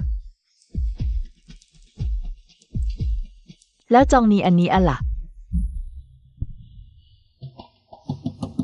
ผ่านช่วงเวลานี้มาฉันก็มองเห็นชัดแล้ว เธอคนนี้ อายุยังน้อยไปหน่อย ชอบโอ้อวดเล็กน้อย แต่คุณไม่รู้เหรอ วันนั้นที่เธอรู้ความจริงแล้ว ก็หาทางช่วยฉันใช้เงินคืนขายเครื่องประดับบ้าน หมดเลยบอกว่าจะหาเงินทุนเริ่มต้นให้ฉัน หลังจากเราสองคนกลับมาแต่งงานกันอีกครั้ง รอให้เธอใช้เงินคืนหมดแล้ว ไม่เอาผิดกับเธอได้ไหม ยาวฮอน คุณนี่ไม่ทำให้ความคาดหวังของฉันผิดหวังเลยสักนิด ไปเถอะไปนั่งรอที่ห้องพักข้างๆอย่าส่งเสียง อะไรนะ ฉันจะเชิญคุณดูละครดีๆสักเรื่อง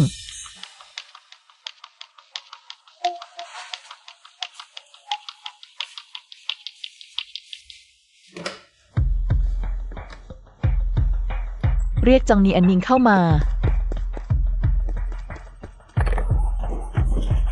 อาจารย์ใหญ่เย่ฉันขอร้องคุณปล่อยฉันไปเถอะนี่คือเงินเก็บทั้งหมดของฉันแล้ว เงินก่อนหน้านั้นฉันใช้หมดแล้ว ฉันเอาไม่ออกมาจริงๆ อาจารย์ใหญ่เย่ฉันขอร้องคุณ คุณให้อภัยฉันสักครั้งได้ไหมฉันไม่อยากติดคุก ลดหย่อนได้ให้อภัยคุณก็ได้แต่ ต้องดูทัศนคติของคุณ ทัศนคติ อาจารย์ใหญ่เย่คุณบอกมาคุณให้ฉันทำอะไรฉันก็ยอมหมด คุณอยู่กับเซียวฮอนมานานขนาดนี้ เรื่องของเขา คุณน่าจะรู้ไม่น้อยใช่ไหม อาจารย์ใหญ่เย่คุณบอกมาตั้งนานแล้ว แค่คุณพูดคำเดียว ฉันจะพูดอะไรกับคนนอกก็ได้ ฉันสามารถแจ้งเสี่ยวฮอนได้ ฉันสามารถพูดได้ฉันสามารถพูดว่าเขาบังคับฉันสามารถพูดว่าข้อมูลวิทยานิพนธ์ของเขาปลอมทั้งหมด จองนีอันนีอัน คุณไม่ชอบเซียวฮอนมากเหรอ ชอบ อาจารย์เย่ ครั้งนี้ ผมแค่ยืนผิดฝ่าย แต่ขอให้คุณให้อภัยผมสักครั้ง ผมยินดีช่วยคุณจัดการเสี่ยวฮั่นให้ตาย เจียงเหนียนเหนียนเจ้าหนูน่ารัก คุณมาทำอะไรที่นี่ กล้าพูดสิ่งที่เพิ่งพูดออกมาอีกครั้งไหม ที่ฉันพูดคือความจริงมีปัญหาอะไร ตัวเองไม่มีฝีมือจะโทษใคร เงินที่คุณใช้จ่ายให้ฉันมันไม่ใช่เงินของคุณเลย เป็นของอาจารย์เย่ทั้งนั้นคุณใช้เงินคนอื่นทำตัวเป็นเศรษฐี คุณเป็นชายชาตรีอะไรกัน ฉันเสียงานเพราะคุณ ฉันอยากกับสามีเพราะคุณฉันแบบนี้100 ล้านเพราะคุณ คุณทำกับฉันแบบนี้ได้ยังไง ปล่อยฉันอาจารย์เย่ช่วยฉันที ตัวเองโง่จะโทษใคร อาจารย์เย่ดีกับคุณขนาดนี้ คุณยังไม่รู้จักพอ ใช่ฉันก็แค่ต้องการเงินคุณ แล้วไงล่ะ ฉันสาวสวยฉันต้องประจบคุณทำไม พอแล้ว เสี่ยวฮั่นนี่คือห้องทำงานฉันไม่ใช่ที่ให้คุณมารังแก เสี่ยวสู้ ที่เธอพูดคุณได้ยินหมดแล้วทั้งหมดเธอหลอกฉัน ได้ยินแล้ว แล้วไงต่อ ขอโทษ เป็นความผิดฉันเอง ฉันไม่น่าเชื่อคำโกหกของเธอ ฉันไม่น่าเพราะเธอมาอยากกับคุณ ขอโทษ ให้โอกาสฉันอีกครั้งเถอะ ฉันขอร้องฉันสาบาน ฉันจะไม่เป็นแบบนี้อีกแน่นอน ฉันจะดูแลคุณดีๆ ฉันจะรักคุณให้มาก สายไปแล้ว ๆ ไม่เสี่ยวสู้ อย่าทำแบบนี้ฉันขาดคุณไม่ได้ ไม่ต้องแล้วฉันดูละครของพวกคุณจบแล้ว พวกคุณออกไปได้แล้ว ไม่ รปภช่วยไล่คน2 คนนี้ออกไปที อย่า เสี่ยวสู้ขอโทษอย่าไล่ฉันไป ฉันรู้ผิดจริง ออกไปหายไปจากสายตาของฉัน ถ้าให้ฉันได้เห็นพวกแกอีกครั้งสิ่งที่แกต้อง เสียค่าประกันจะยิ่งกว่าวันนี้อีกมาก ๆ ฉันไม่ไป ปล่อยฉัน ฉันจะรอคุณไปทั้งชีวิต